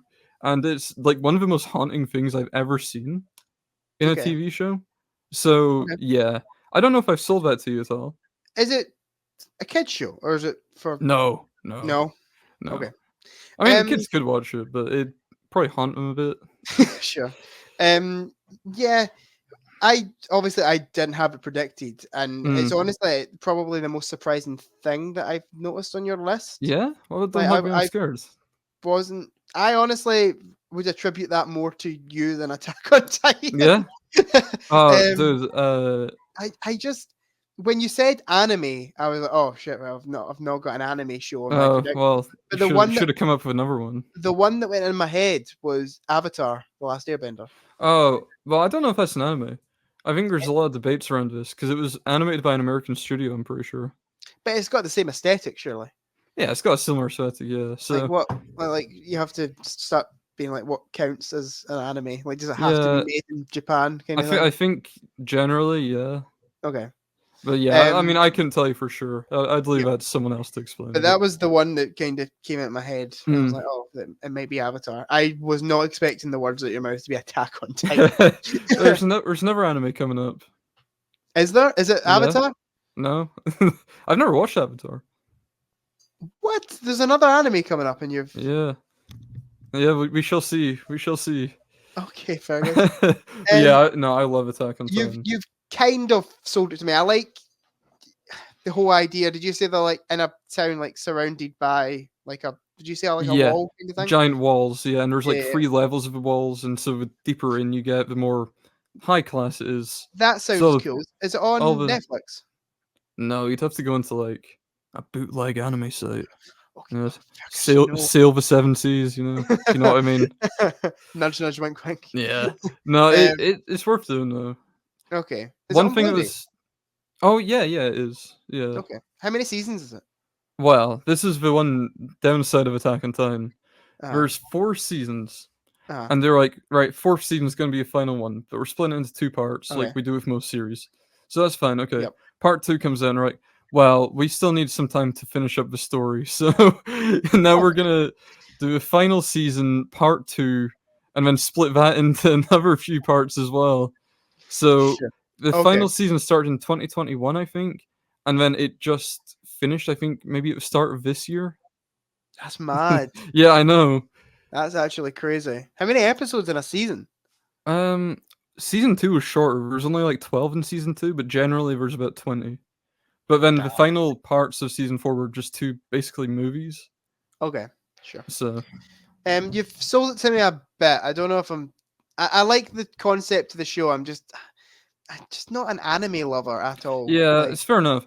But if you watch it, it's not like the traditional kind of anime thing where it's like, big eyes and they're all like dancing around and making weird sounds. yeah, It's not that kind of thing.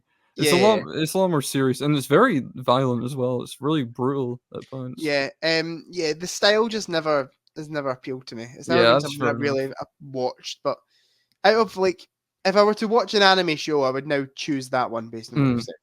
okay, I'm glad I've sold that to you somewhat then, Yep. because yeah, I really love it, and I didn't think I'd love it, but Yeah. yeah, it kind of changed my view on anime after When did watching it. you watch it? Like when? I think 2021 was when I watched it. Okay. Cool. Yeah, I might check it out. If it was on Netflix, I'd probably put it on my list. Yeah, But it used to be on Netflix, but not um, anymore. I can't see myself forking out money for Blu-rays. Sure. Yeah, they're expensive as well. Yeah, I can imagine. It 'Cause sounds it's like you the type gotta of buy thing all that would different be series, expensive. so yeah. Yeah, like all the Studio Ghibli things are. Have you seen the price on a Blu-ray for a Studio Ghibli movie? It's like Yeah, 20, even in, like, 20 quid. CEX, yeah. Like they're pricey Blu-rays. That's why I've Yeah, like not collected them at all. But yeah. mm. Okay, you ready for my numero 4? Is it number 4? Okay, yeah, let's do it. My number 4 is the highest comedy show on the list. Okay, I know I said Mr. Bean's probably the funniest show. This one's personally my favorite comedy show. okay. And that is Faulty Towers. Faulty Towers? Oh, I didn't predict that. Faulty Damn. Towers is genius. So I It is. hear. Have you not watched it? Oh, dude, jeez, my phone's gonna die, sorry. Yeah, no, I've not watched Faulty Towers, no. None of it. I've You've never seen an episode. I've seen bits from it. Fergus, man, it is Uh, so good. I know I should, Yeah, but I don't know why I've never watched it. I feel like it's I never watch older comedy shows, like, you can catch up with it, Fergus, because it's coming back. what? Yeah, What do you mean it's coming back? John Cleese and his daughter are currently writing a revival. Oh, I'm worried. I'm really worried about that. Same. Yeah, because And now it's gonna be like, "Oh, let's offend the woke left." yeah, Every episode.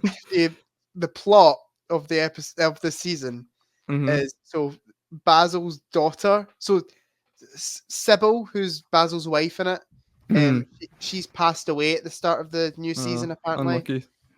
And Basil goes to meet his daughter, who was the subject of an affair that Basil had with his wife, Mm.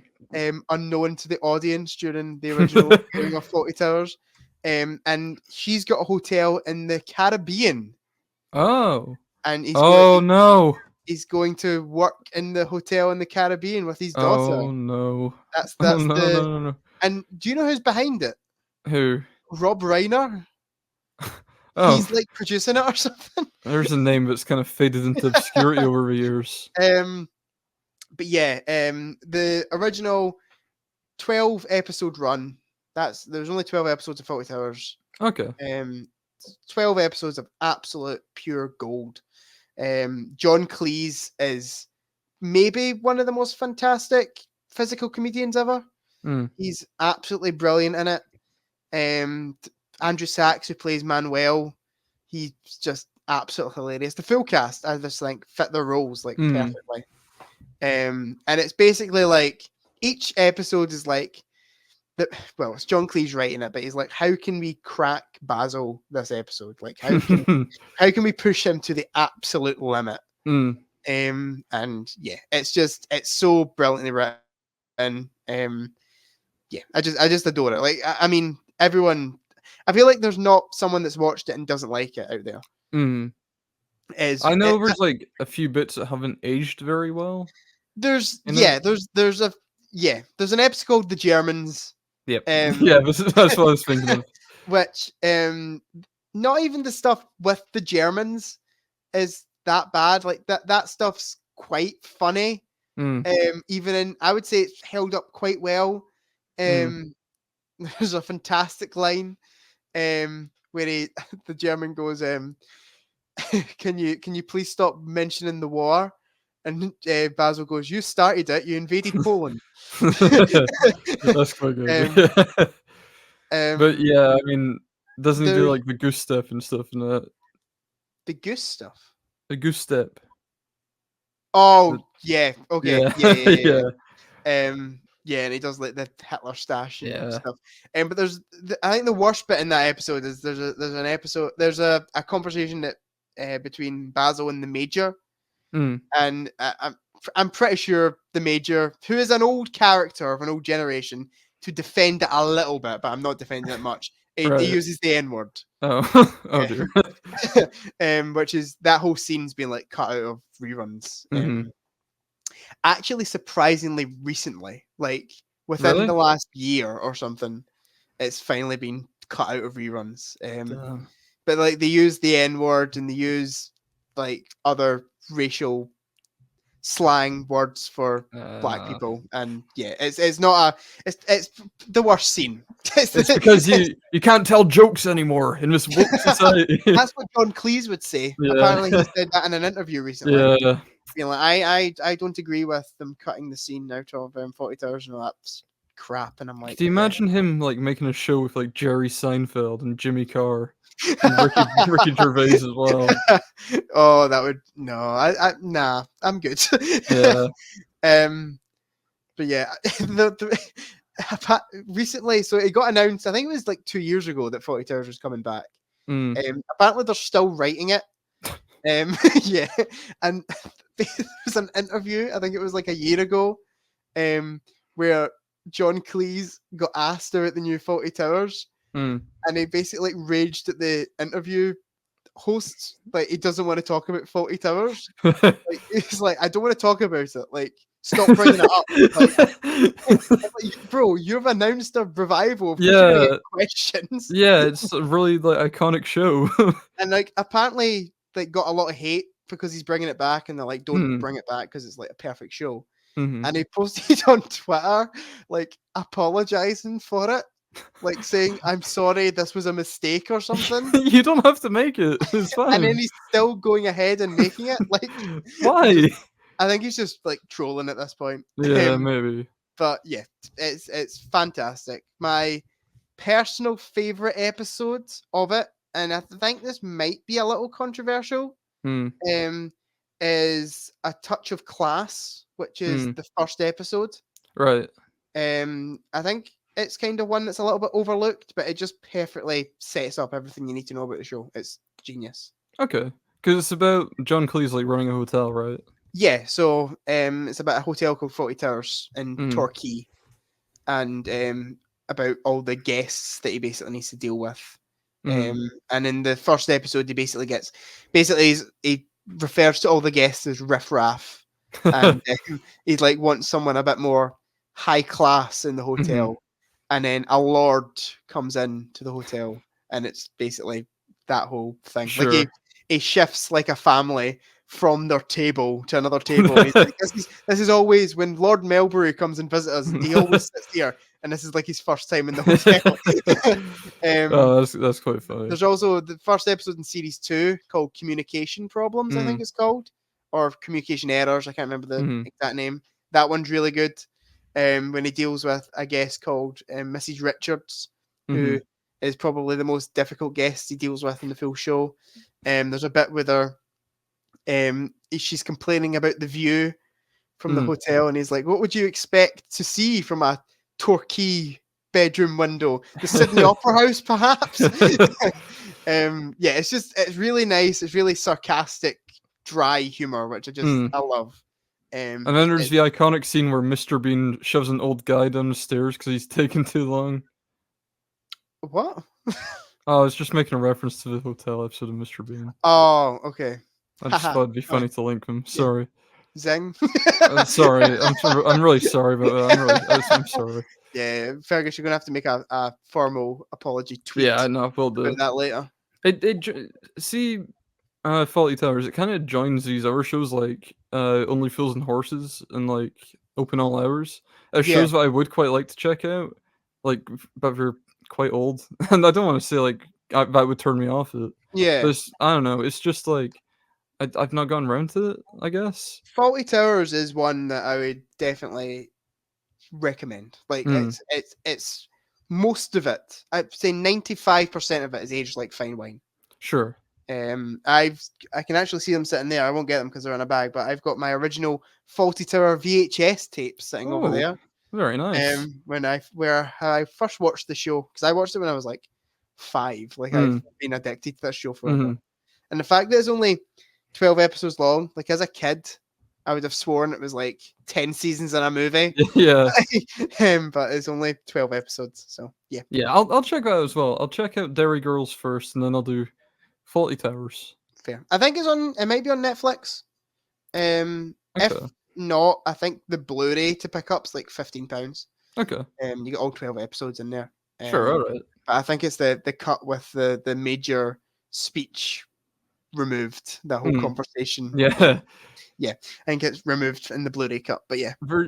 Just talking about that reminds me of Community. There's an episode of that got taken off of Netflix because Ken Jeong's character, well, he allegedly does blackface. Okay. But it's like a D&D episode, and he's dressed as like a dark orc or some shit like that, like a dark elf. Oh, okay. So it's kind of justified in a way. And like one of the characters in like calls it a hate crime, but he comes in looking like that. Sure. And that's like the whole joke is that he hasn't realized he's doing blackface. But then there's another episode in like the next season after that where Chevy Chase's character does brownface. And they've done nothing to remove that or anything, or even address it. They only do stuff like that if they get in trouble for it. Like if they get called out, they'll do something about it. In saying that regarding the Blu-ray, I actually don't think it's removed because it was really recent and that Blu-ray's been out for a while. Okay. So you'll get the full uncensored version. Fergus, you pick up the Blu-ray. Tremendous. The sad thing is the German episode is maybe one of my favorites, and it is actually really funny. But there is bits of it that just haven't aged particularly great. Sure. Okay, Fergus, hit us with your number 3, going into the top 3 now. All right, let's get on to my highest comedy show on the list. Okay, I'm scared, Fergus, because like none of my predictions have been right except for Succession. I hope you've not put The Office. I have put The Office in my predictions. Well, that's not happening. I'm sorry to break it to you. Rip. Here is the highest comedy show on my list. You ready? Yep. You ready? Yep. Nathan For You. Yes! Yes, I put Nathan For You in brackets or something by Nathan Fielder. Sure. Okay. Yeah, I've also watched his other show. Oh God, what's it called? The Rehearsal. Yes. But I've not watched The Curse yet. I was on his IMDb page earlier today because I'm so unfamiliar with the man. I don't really know much about him, but I know you love him, so I was like, yeah. I really want to watch The Curse. I don't know where to watch it here. I think you have to get Paramount Plus, which fuck that. So yeah. So I won't watch that for now. But if it's got a physical media release, I might get it. Yeah, I'm gonna have no comments on this, Fergus, because I don't know a thing. I don't know what's about. Like I don't know. Okay. Well, basically the premise of the show is that Nathan Fielder, the man, the myth, the legend, with his great business grades and knowledge, decides to go and help small struggling businesses in LA with his strange business ideas. Okay. So the first episode is he goes to a frozen yogurt shop. Okay. To help them, and his great idea is to come up with a new flavor of poo-flavored yogurt. Because Okay. it'll get publicity in the community. Uh, Sure. I don't think it goes that well, to be honest. But he goes to like this marketing guy to help him spread the word, and he's like, "No, I'm not doing this. This is a shit idea." So he has to do it Yeah. all by himself. And then Yep. later in that episode, he goes to a pizza delivery place who are also struggling, and Okay. he makes these misleading like flyers that he leaves around the community, where it says like, "If we don't get it to you in 10 minutes, you get a free pizza on us." Oh, okay. But the pizza you get is like that big.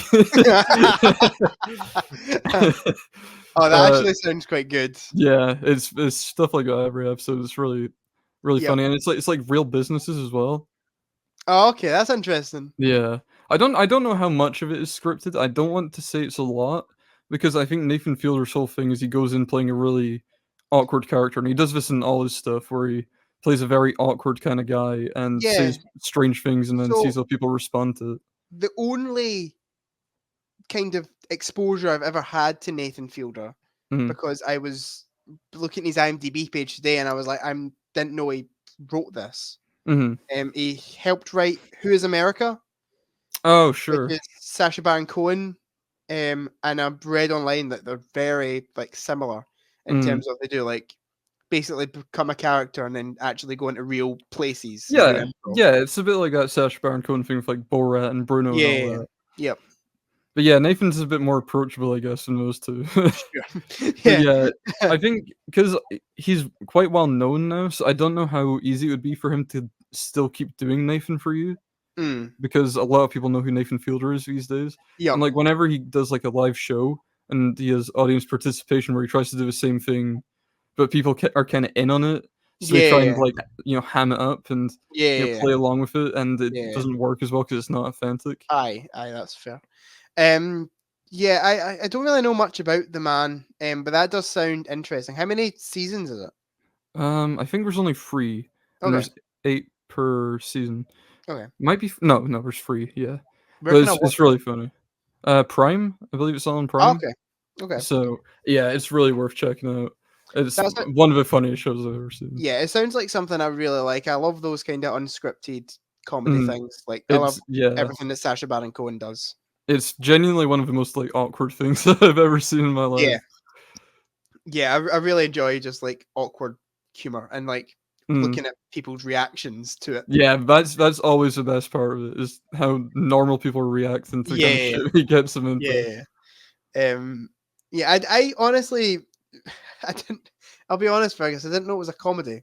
Oh, dude, the main point of it is it's a comedy. I thought it was like a serious show, like No, like no, businessman going about like. no. um, Nathan plays it quite seriously, but yeah, yeah, no, I it's, think from just like things you've said about it in the past, I've maybe just like picked up on little bits and been like, oh, this mm, is a serious show because you've been like, oh, this guy goes to like help businesses. Like mhm. that sounds like a serious. That sounds like Kitchen Nightmares Yeah, kind of exactly like serious Kitchen show. Nightmares, yeah.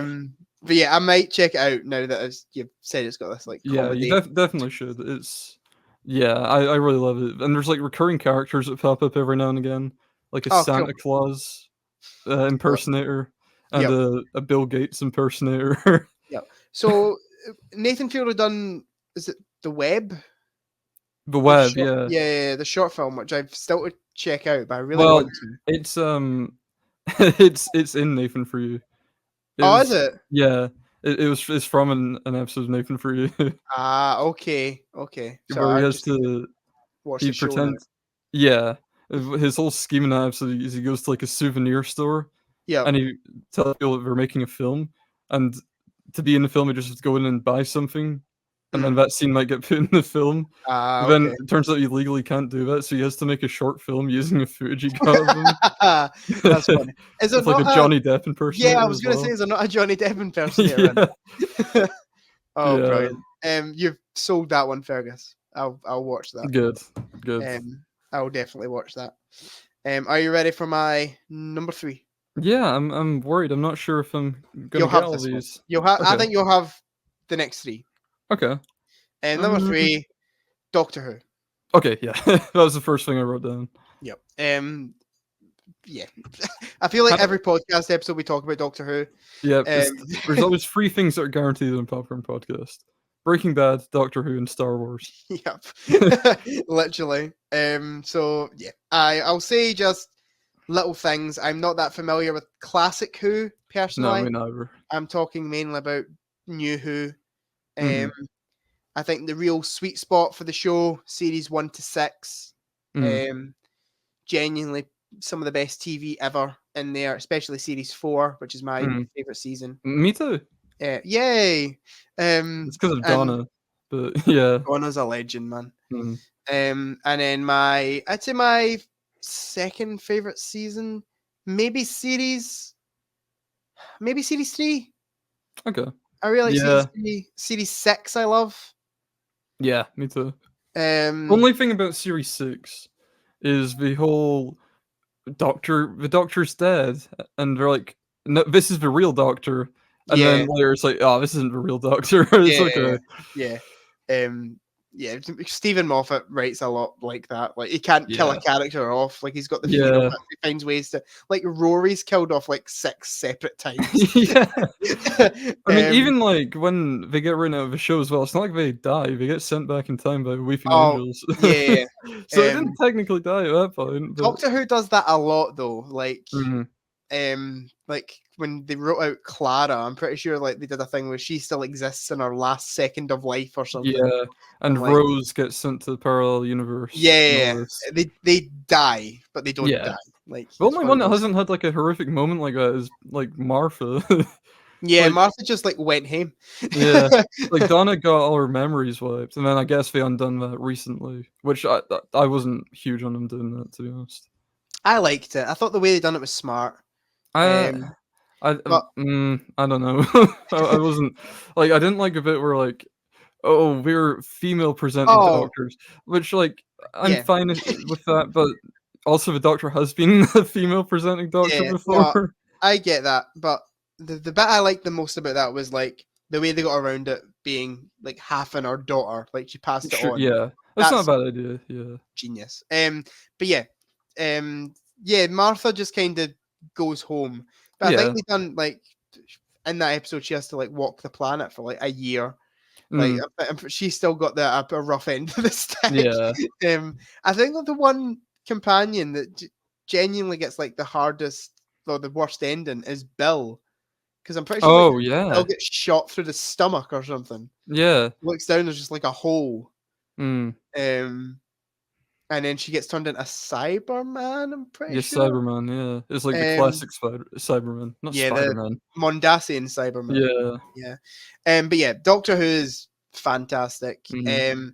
In terms of a favorite episode, Midnight, I think's up there Midnight, for me. classic. Yeah, Um, I love Family of Blood. that's what I was about to say next. Human Yeah, Nature, yeah. Family of Blood, is brilliant.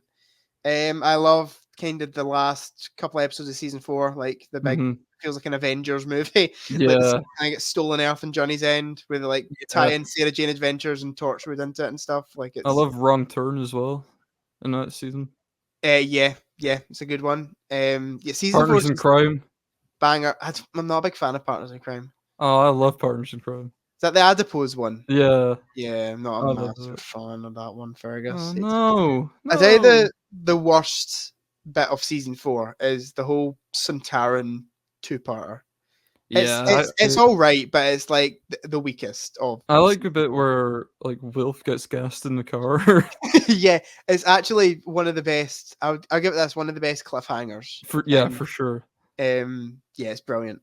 And I love the end of time, part 1 and 2. Great ending to Water Tennant. of Mars. Waters of Mars is excellent. There's so many great episodes of Doctor Who. Yeah. I And, of love course, the season 1 with um Eccleston. yeah, most a lot of people forget about that. Like Mm. first season with Eccleston. Really great. I love the gas mask child. Gas Mask Child. Brilliant. Controversially, I really love the Slovene two-parter This the one's in fun. season 1. It's fun. I Yeah. love Dalek in that season. The Dalek's really good, yeah. I love in season 2. I love the girl in the fireplace. That one's brilliant too. With the Love clockwork and robot. Monsters. moving on. I know. Okay, we've talked about it before, but I do genuinely really like that episode. Like, ironically. It's mid. It's mid. Okay, yeah. It doesn't deserve a hate, I guess. I think. Nah. It's Sure. silly. It's a good concept. I'll give it that. Like, Yeah. it's a good idea for a kind of Doctor Light episode. Yeah. And I love how it kind of connects. Like, he goes to like visit like Jackie Tyler and stuff. Like, it all connects up. But the one thing I don't like in that I could episode. do without. Oh, I love the Absorber Love. Well, let's just Peter Kay. I could do without. yeah, that's fair enough. He's been absorbed. The one thing I don't like in an episode is like when he's getting oral from a slab. We still have a bit of a love life. That's so stupid, man. Yeah. But yeah, but it's not out of place in the episode. Though. I love Doctor Who so much. Currently, slowly rewatching it. I'm in series 7 currently. Matt Smith is my favorite Doctor, which I think is that controversial? No, I don't think so. A lot of people love Matt Smith. I'm not a huge lover, but I do like him. Yeah, I just love the whole old man in a young man's body. Yeah, which Matt Smith he's really good at that. And I'd say my second favorite is Tennant, which everyone loves Tennant. My top 2 are probably Tennant and Capaldi. Capaldi's great. I think Capaldi really comes into his own in his later stuff. Yeah. I think series 8 he's a bit too grumpy for his own good. But yeah, and then obviously we've got the whole Chibnall era. That didn't happen. No, of course. Bradley Walsh was never in Doctor Who. I actually liked him in that, to be fair. I didn't mind Bradley. I think he was the best out of the 3 of them. Like, yeah, for sure. He was the only one that had like an ounce of personality. And then we've got the new stuff with Davies back, and and don't forget Flux. Oh yeah, Flux. Yeah. Yep. Even though you easily could forget Flux. I didn't mind Flux. I thought the first couple of episodes were good, and then it got really weak by the end again. I don't give a flux about it. Hey. Yeah, it was a good one, Fergus. Better than your earlier one about Mr. Bean in the stairs. True, yeah. I didn't structure that at all. I'm still kicking myself about it. You've got the best episode, the most memorable episode, the one that everyone loves, Legend of the Sea Devils. And then you've got the new stuff with Davies, which it feels like Doctor Who again, which is nice. Have you watched any of it yet, Fergus? No. Fergus, you gotta watch it. I have to watch Fairy Girls on Saturday. Oh shit, okay. okay, I'll actually get on it. Yeah, sure, okay, I'll actually have to get on that. But yeah, it's a great show. Childhood favorite, and I still enjoy it now. So Yep. Okay, Fergus, give us your number. What are we up to? Number 2? 2 for you? Yeah. Go for it. Okay, I know you've got this one predicted. Yeah. Breaking Bad. Yeah. Very, very close contender for number 1. And well, I don't know, I guess. So I'll just quickly say I had Breaking Bad predicted as your number 1. Oh yeah, I didn't do yours in order, but yeah. The only one I done in order was Breaking. I was like, Breaking Bad will be his number 1, and then here's 9 other shows. So it's interesting that Breaking Bad isn't your number 1. I'm interested to see what number 1 is. It's very, very close. Which you said there's another anime coming up. Which scares me. Yeah, you should be. No, yeah. Breaking Bad. Where do we start with it? I mean, I assume it's coming up soon for you as well. Yeah. Okay, that's good to know. Yeah, no, it is just an absolute masterpiece, to be honest. Every episode's perfect. Even Fly, which I know you don't love, but it's still a good episode. It's a bad episode in Breaking Bad standards. Yeah, exactly. That makes sense. It's I would probably still give it like a 7 out of 10. Yeah. But in terms of like Breaking Bad episodes, it's weak. Yeah, no, that is fair to say, but it is just good to have Walt and Jesse in the same room, just getting a chance to kind of talk and yeah, sure. It's a great example of her characters. But yeah, no, the whole of Breaking Bad is just honestly perfect. I don't really know what else we could say about it. We talk about it like every week on here. Yeah, but yeah, you got a favorite character? Saul probably. Okay. Saul or Okay. Mike. Yeah, Mike's my favorite. Mike's a legend, man. Every episode I'm just waiting for him to show up. And in terms of villains, Gus. Gus is Gus great. is so good, man. Perfect. And The so's bit Todd where as a villain. yeah, Todd's excellent too. The bit where Gus like takes him to, I'm pretty sure he takes Walter to the desert. And he's Yeah. like, I will kill your family. Yeah. I will kill your infant daughter. I'm like, Yeah, but like it's absolutely terrifying, honestly. yeah. He's perfect.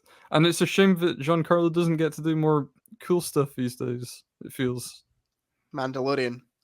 No, but you said you told me before he's like Gus Fring in space.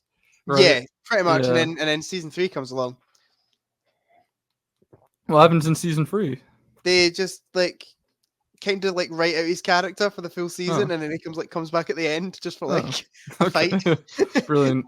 Yeah, season 3 is not great. Anyway, Breaking Bad. Let's talk about a good show. Breaking Bad. Yeah, I'm gonna. I won't say much now because I'm gonna talk about it in a bit. But yeah, it's fantastic. Like it's a masterpiece. Yeah. Brilliant. You got a favorite episode? I think it's the one with it's Confessions, right? You said before.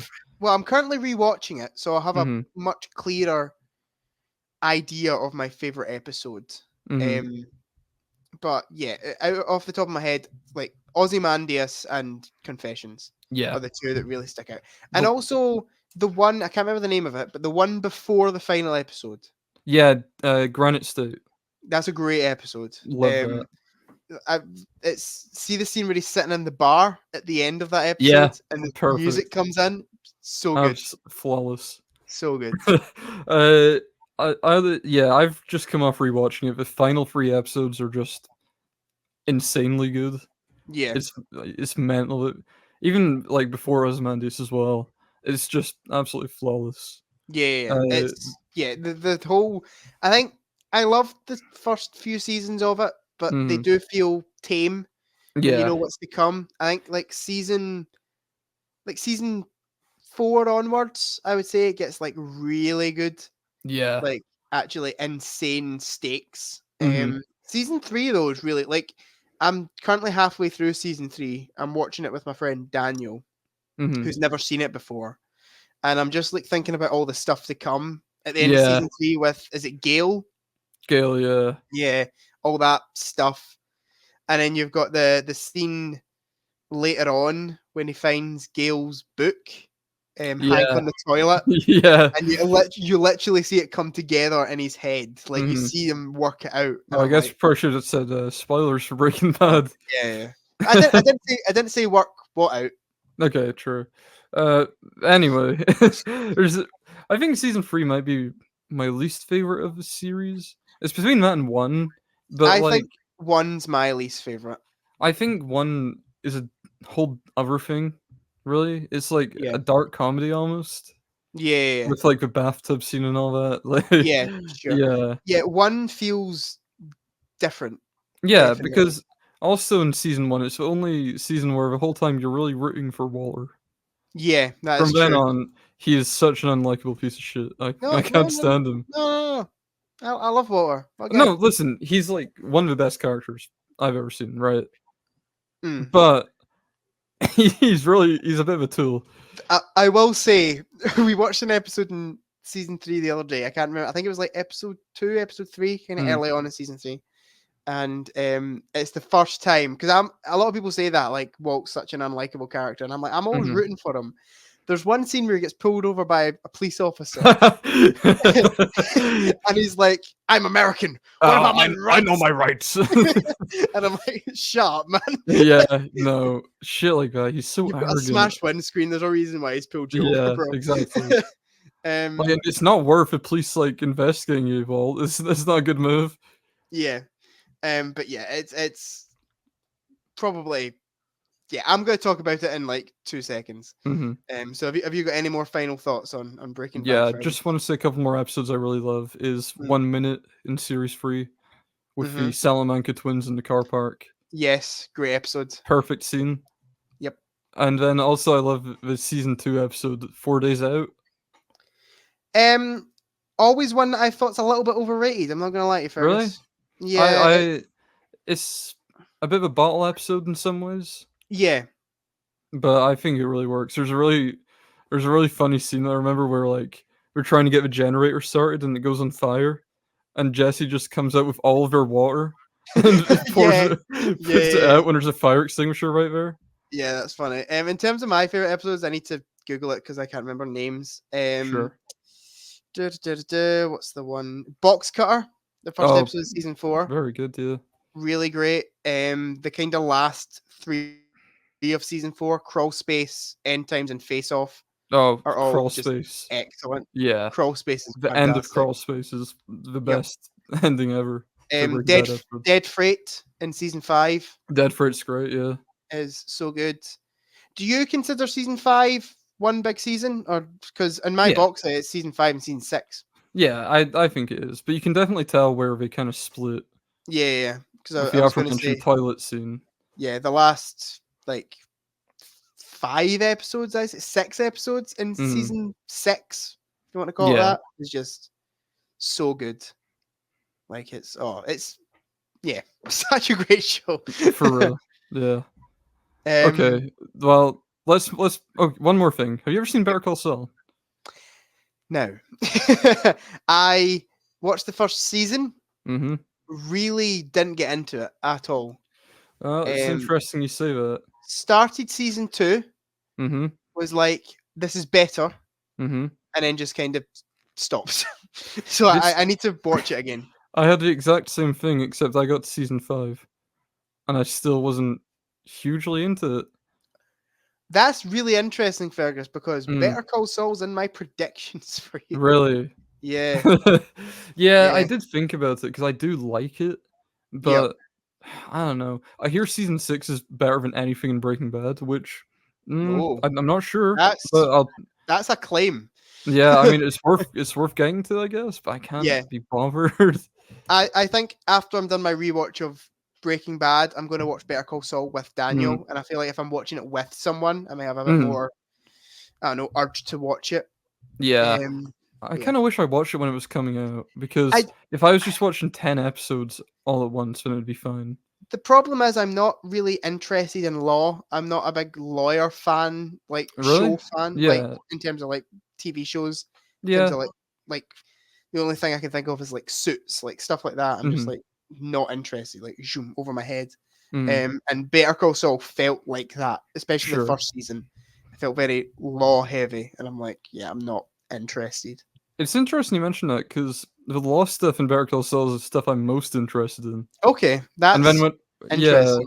whenever it would cut to like Mike, I was genuinely uninterested, which is weird because Mike is my favorite character in Breaking Bad. Yeah, But the stuff with his brother, like not liking technology or something. Oh like, no, he's allergic to electricity. yeah, that stuff kind of sucks a little bit. I really like that. Chuck's my favorite character, except well, maybe Howard, but Chuck. Yeah. I really love Chuck Sure. because it's a mental disorder. He's not actually allergic to it, Yeah. seemingly. But yeah. Okay, my number 2, Fergus. My top 2 were the ones that I was like, right, I know what my top 2 are, right? The amount of times they switched round is insane, right? Because my number 2 I have claimed in the past, I think even on the podcast, it's my favorite show. The only reason it's not number 1 is because it's not finished and it's got a chance to bottle it. Okay. Cobra Kai. Why didn't I think of Cobra Kai? You didn't think of Cobra Kai? I don't know why, man. Because it's my personality. I know. I don't know why I didn't think of that.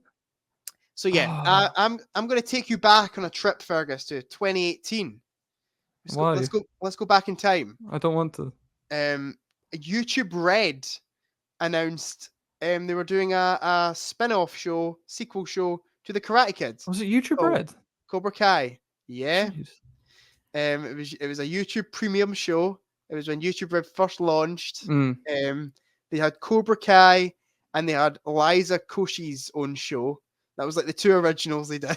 And they were both huge successes, of course. Scare PewDiePie as well. Oh yeah. Oh yeah. So yeah, Cobra Kai gets announced by YouTube Red. Very, Co- very strange. Karate Kid's my favorite film of all time. Mhm, I was like, they shouldn't do this. mhm, The trailers looked awful. I mm. was like, this looks like a crappy American sitcom. I mean, I'm like, so there's no Jaden Smith in sight. What's going on? I was so uninterested. Um, and so it came out, and I was like, right, you get the first 2 episodes free. That was how they did Mhm, it on YouTube Red. And then if you like it, you have to subscribe. mhm, I was like, okay, I'll watch the first 2 episodes because it's free, and mhm, I know I won't like this. Right. mhm. First episode, some of the best handling of nostalgia you will ever see Yeah? in a piece of media. Are you It sure? is, it is so geniusly done, and where all the Uh, characters are at makes sense. It's uh, just mwah, I beautifully done. I don't know, man. You like The Flash. Um, episode 2, I watched that like immediately after. I watched it with my family, and we were all kind of had the same reaction. We were like all expecting it to be bad, and then we Mhm, were like, that was good. Like that was mm, actually really enjoyable, and it also surprisingly has a real nice sense of humor to it. Where mm, like Johnny, who's was the bad guy in the Karate Kid, is kind of the lead of Cobra Kai, the show, and it's he kind of like doesn't understand technology, and he's like stuck in the 80s. It's that kind of mm, character, and they play off that really well throughout the show. So we were like, it's got a real nice sense of humor to it. And then we watched episode 2, and episode 2 is kind of like focused on Daniel and where Daniel's been at mm. over the past like few years, and it absolutely hooked us. And I think we subscribed that night, and we watched like the rest of season 1 Mm, like that night. It's the one show that I was like, I cannot stop watching this. Like I need to know. And every episode ends with like a cliffhanger, and the mm. next one. Um, it's great. Then season 2, fantastic. My personal favorite season is season 2. Is some of the best writing I think I've ever seen put this Mm. show. And the one thing I was worried. Sorry, I'm totally rattling on here, but like That's the one okay. things just keep popping in my head. The one thing I was worried about from the trailers was it's obviously focusing on Daniel and Johnny, but then there's like Mm, new characters like mhm, Miguel and Sam, who's Daniel's daughter in the mhm, show. And I'm like, I feel like it's gonna be one of these shows where I'm like, when it's focusing on the kids, I'm like, cut back to Johnny and Daniel. Like, mhm, I don't care what's going on about the kids. It mm. is actually kind of the opposite. Yeah? You really love the kind of kid dynamics in this. Well, I say kid, they're like our age, but like Yeah. um, the kind of younger people dynamic in it and their kind of character. So it's like you come for the OG characters, you stay for the new ones. It's Mm. that kind of thing. So yeah, season 2 is my favorite season, and then YouTube Red cancelled the show, and it was Ooh. very depressing for a lot of fans. Why did they And cancel then, it? well, basically what happened was they produced season 3. They made season 3, Right, and then they were like, we don't want to do any more than that, right, because we're not getting enough subscribers or something. I don't know. sure. I think I think what they were doing, I think they were canceling YouTube Red altogether. Mm. I think they were like, YouTube Red's gone, like bye Yeah. bye. Because I don't think it's even YouTube Red anymore. I think it's YouTube Premium, Yeah, and that's all right. it does is basically like get rid of ads. Mhm. Um, Which seems like something that is kinda necessary on YouTube these days, yeah, that is if very you true. don't have an ad blocker. Dad's got it, and like it is actually beautiful not having to watch Mhm, adverts. But yeah, basically they produced season 3, and they were like, right, we're going to air season 3. But after that, like the show's done. mhm. And then basically they were like, no, we're not done. So they took the show to other streaming services, and then Netflix bought the show, That's right. which, yes, go Netflix. They aired season 3, and then they've produced season 4 and 5 as well. And I will say, I truly love it all. So when I say I don't like something, it just means I don't like as much. Mhm. Um, season 5 is the worst season of the show so far. Li Um, it, like every show we've mentioned. it goes a little bit downhill, a little bit some scenes are a little bit too ridiculous. Like, just the stuff that's happening to these people. Just phone the police. Yeah. Like, it's one of those. But like, I'm saying that I still think the season 5 is like a 8, maybe 9 out of 10. Like, it's still really good. Sure. And then season 6 is going to be the final season, which begins airing in July. No, to be fair, I'm glad they're ending it here. Like, it feels like I feel like it kind of season 4 area. I was like, they should bring this to a close. Like, I don't want it to outstay its welcome. That starts airing in July. Very excited for it. They're splitting into 3 parts. Okay. So part 2's in November and part 3's in 2025 sometime. Okay. But yeah, it's so good. The characters are great. The writing's fantastic. It's just, I absolutely adore it. And it's a show that I feel like a lot of people really shit on without seeing. I've never done that, except for what I've done earlier, but that's just mucking around. Sure. It is something that a lot of people seem to make up their mind about before they actually sit down and watch it. But I genuinely think anyone could get something out of it. It is so good. Can I just ask, what actually is like the plot? Like, what is the reason to get these characters back together? So, basically what happens is, it picks up with basically, I think it's 40 years later, right? With Johnny, or like 37 or something like that. And basically Johnny is basically a on his ass kind of maintenance man, similar to Mr. Miyagi. Mr. Miyagi in the Karate Kid, which hopefully is he's got a better work ethic. Which is a nice little comparison that they do. But yeah, basically, his car gets damaged, so he has to take it to a auto shop, like a body shop, whatever, to get fixed. And it's LaRusso Autos. So Daniel, I know LaRusso's that name. A big businessman, owns like car dealerships, and he bumps into Johnny, and Daniel's like a right, like, smarmy prick to him. And he says, I think Daniel says something along the lines of like, thank God Cobra Kai's like shut down, like, thank Christ we've left it behind us. And then Johnny's like, fuck you, I'm gonna open my own Cobra Kai dojo. So he opens it up, and then Daniel's like raging about it. Yeah, obviously. The full first season is like, so Daniel like slowly like relearns karate and comes back into it. To like, almost like, I think he's only got 1 student in the first season. I won't spoil anything about who his student is, because that's kind of a major plot point. But yeah, and it basically, season 1 ends in a tournament similar to the first film. And then something big happens at the end of season 1, which leads into season 2. Which is really nice. It's a really good show. It's so good. Does Mr. Miyagi come back as like a force ghost? Funny you say that, Fergus. There's a couple of scenes that are very Mr. Miyagi-esque.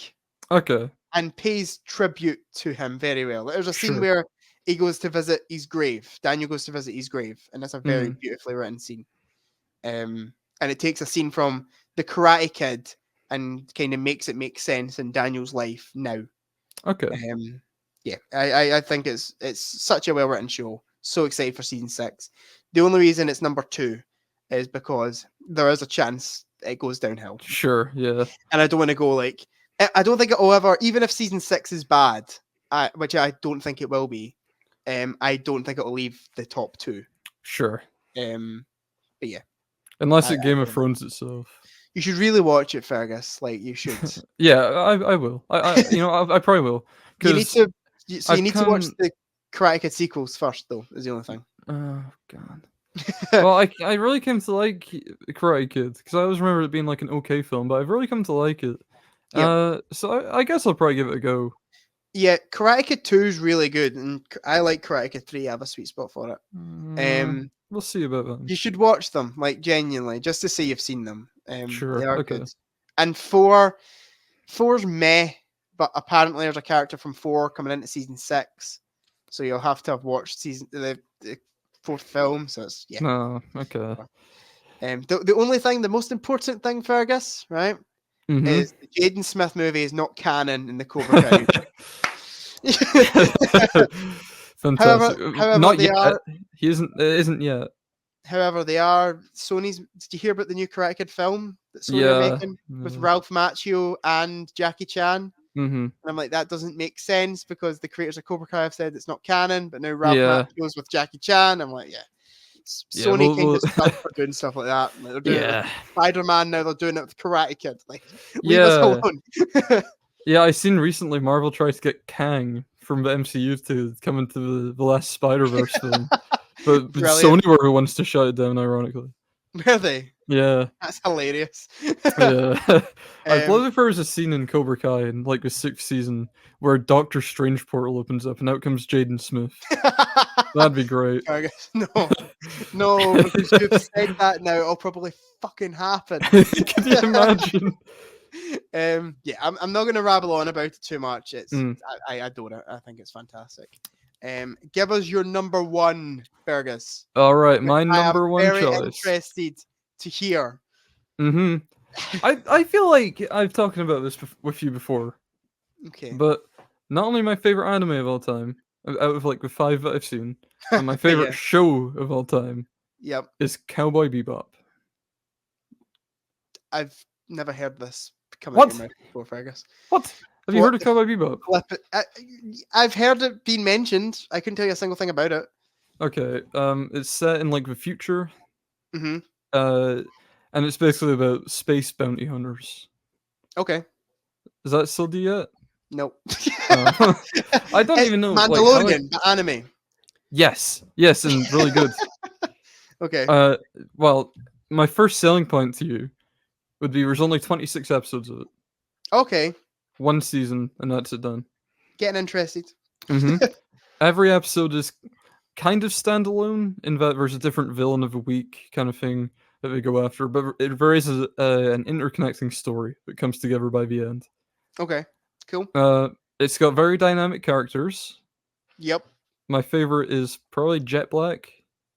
He's like a cool ex-cop kind of guy. But then there's also Faye Valentine, the love of my life. So, you know, there's also her. The love of your life, Fergus, huh? Yep. And anyway, there's also a cool corgi called Ein, short for Einstein. You're selling and this more. He's an intelligent wee dog, and he's really cool. And every episode is just really, it's got like a jazz kind of theme. Yep. So it's like kind of vintage almost, but it's set in the future. Cool. The theme song is an absolute banger. I'll send you it after this. It's like the best theme song of all time, in my opinion. It's like a little jazz number. Okay.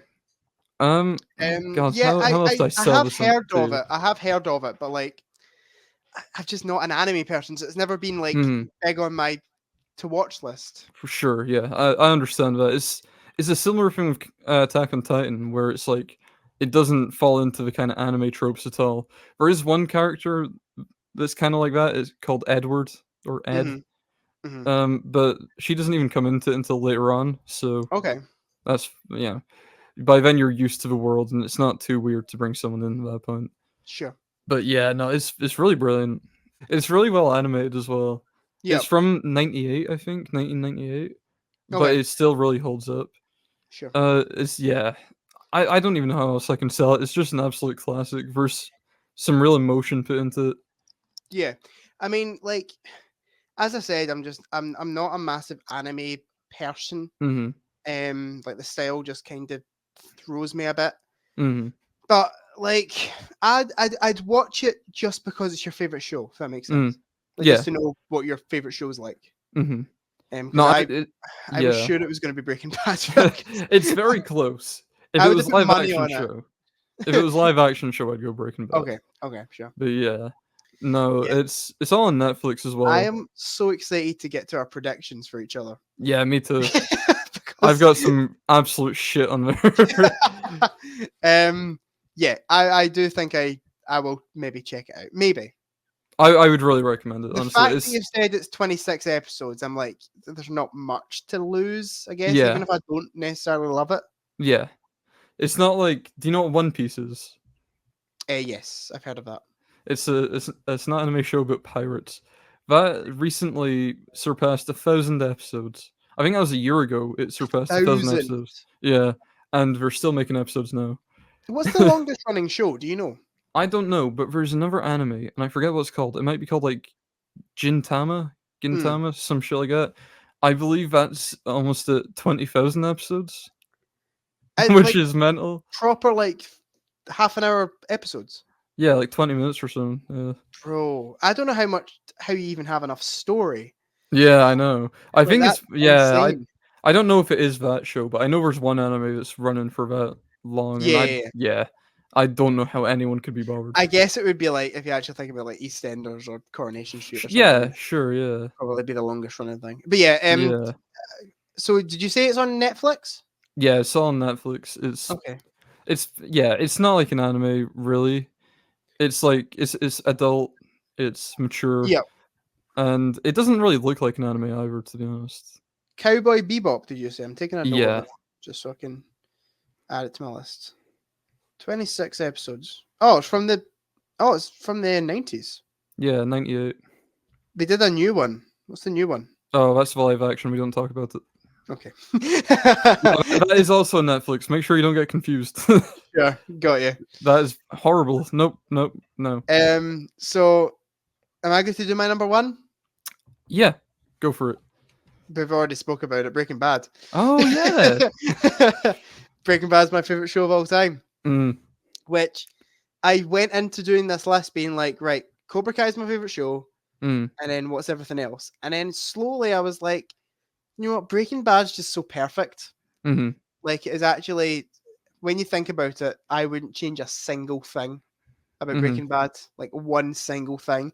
There are a couple of things in Cobra Kai where I'm like, that could maybe do a little bit of touching up, like. mm-hmm. But I genuinely wouldn't touch a single hair on Breaking Bad's head. Sure. Like, Oh it yeah, is agreed. so good, and we've already spoke about it, so I won't go too deep into it. But yeah, Mm-hmm, it's season 1 to 3 is great TV, and mm-hmm. then season 4 to I say season 4 to 6 is genuinely phenomenal. Like On another level.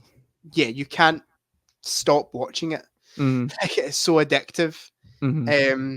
Yeah, I just absolutely adore it, and I won't spend too much time on it because Yeah. we've discussed it to length, and we're at 2 hours and 44 according to my recording. Yeah. So, yeah, I won't spend too much time on it, but yeah, it's phenomenal, absolutely phenomenal. You're saying about how it's really addictive, and I agree with that because when I watched it for the first time, I remember it like taking ages to get through every episode. But then by the time season 5 came, I barely even remembered season 5 because I just watched it like so Yeah. quickly. I was the same. I watched it for the first time during COVID, and I remember season 1 and 2 feeling a little bit tedious. Mm-hmm. And then like I feel like season 3 onwards, I was just like hooked. Like I was watching it like nightly, like, and it was like 3-4 episodes a night. I just couldn't get enough of it. Yeah, I was the same. I was doing like a couple episodes a day, and then series 5 was done in like 3 or 4 days, maybe. Yeah. Okay, Fergus, do you want to do our predictions for each other? If my phone wrap this hasn't one up? died, oh yes, it's still got some juice. Oh, you go first then, in case it dies. Okay, so I got some strange ones. I'll see the ones I got right. Okay. I got Doctor Who. Yep. Breaking Bad. Yep. We said South Park counted. Yep, sure. And then I said I predicted The Mandalorian, In-Betweeners. And then the other ones I sort of gave up on. No, there's one that I thought might come up. And that was Little Britain. Nah. Okay. I actually prefer Come Fly With Me. If we're discussing the two, yeah. I like it. Okay. But it's not one of my favorites. It's just because I knew it was something you'd watched and enjoyed. Yeah, so. sure. I guess Black Mirror, didn't think it had much of a chance of being on the list. Yeah. But...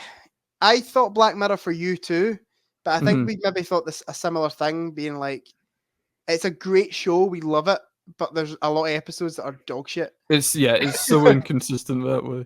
Yeah. Like we talked about Inside Number 9 before, and I don't think there's any bad episodes, but there's ones that I don't love. But even they still have redeeming qualities. The shit like Rachel, Jack, and Ashley 2 from Black Mirror, which is the Miley Cyrus one, is garbage. Yeah, sure. Fuck that.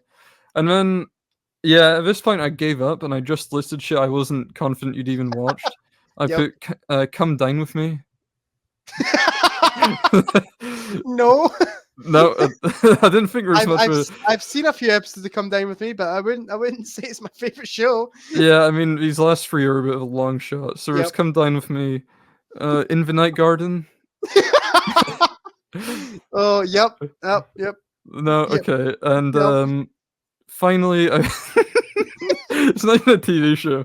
I put Teleshopping. I don't know, I really gave up at that Okay. point. I just couldn't I think of anything. I took your prediction seriously. Well, I did mostly. So I wrote Breaking Bad, Mhm, Better Call Saul, I had predicted, mhm, The Office US, mhm, Seinfeld, mhm. Nathan For You. I had the IT Crowd. Oh, yeah, I told my dad what we were doing, and he thought we're about to have IT cred in there. I know you really love it. It was like one of the Yeah. first things we actually spoke about at uni, if you actually Yeah, remember, that's right. is the IT Crowd. It's 'cause I was Um, watching it at the time. But yeah, the thing with IT cred is I think of Graham Linehan and aye, sure. cunt, so Yeah, sure. The Simpsons. I had the Simpsons. Mhm, This is the one, right? That I when I thought about shows for Fergus, I was like, mhm, I feel like Fergus would love this show, but mhm. I don't know if he's seen this show. Okay. Rick and Morty. Oh, yeah, I've seen Rick and Morty. Yeah, I enjoyed the first 3 seasons of Rick and Morty, and then it really Mm, fell off sure. from there. Okay. Okay. But it was created by a community creator, Dan Harmon, which is Yes. Yes. interesting. Succession. I had, Mhm, and then the last one was just kind of a guess, kind of throwaway, because I know you. I'm pretty sure you like this character. mhm. I've got. I'm Alan Partridge. Oh, yeah, I did think about Alan Partridge as well, yeah. Yeah. I think Okay. my favorite Alan Partridge show is, Knowing Me, Knowing You. Yeah. I just put. I've actually just got Alan Partridge and then in Yeah, brackets. I'm Alan Partridge, but yeah, that's fair enough. Yeah, I do love Alan Partridge. yeah, I'll take that then. Like Yeah. I at least got shows that I know you like, rather than Come Dine With Me and Teleshopping. There's a chance, there's a chance. Oh yeah, very slim chance. The only I didn't know if we were allowed like what's the word? Non-fiction shows. Oh, sure. I almost put Clarkson's Farm. Oh, yeah. That Oh, was I on should have there predicted that, we talked for about a it bit. before. But I didn't even make honorable Mhm. mentions in the end. Oh, unlucky. But it's a great show. Anyway, we've been going for a long time. Oh god, yeah, this is another really long one. Going for a long time. Do you want an outro for us, Fergus? Yeah, why not? Okay, so thank you for watching, everyone. Remember to like, comment, subscribe, share, all that jazz. Is that right? Is That's that the one, correct? Fergus. That's All that perfect. jazz, and we'll see you guys in the next one. Goodbye. Goodbye.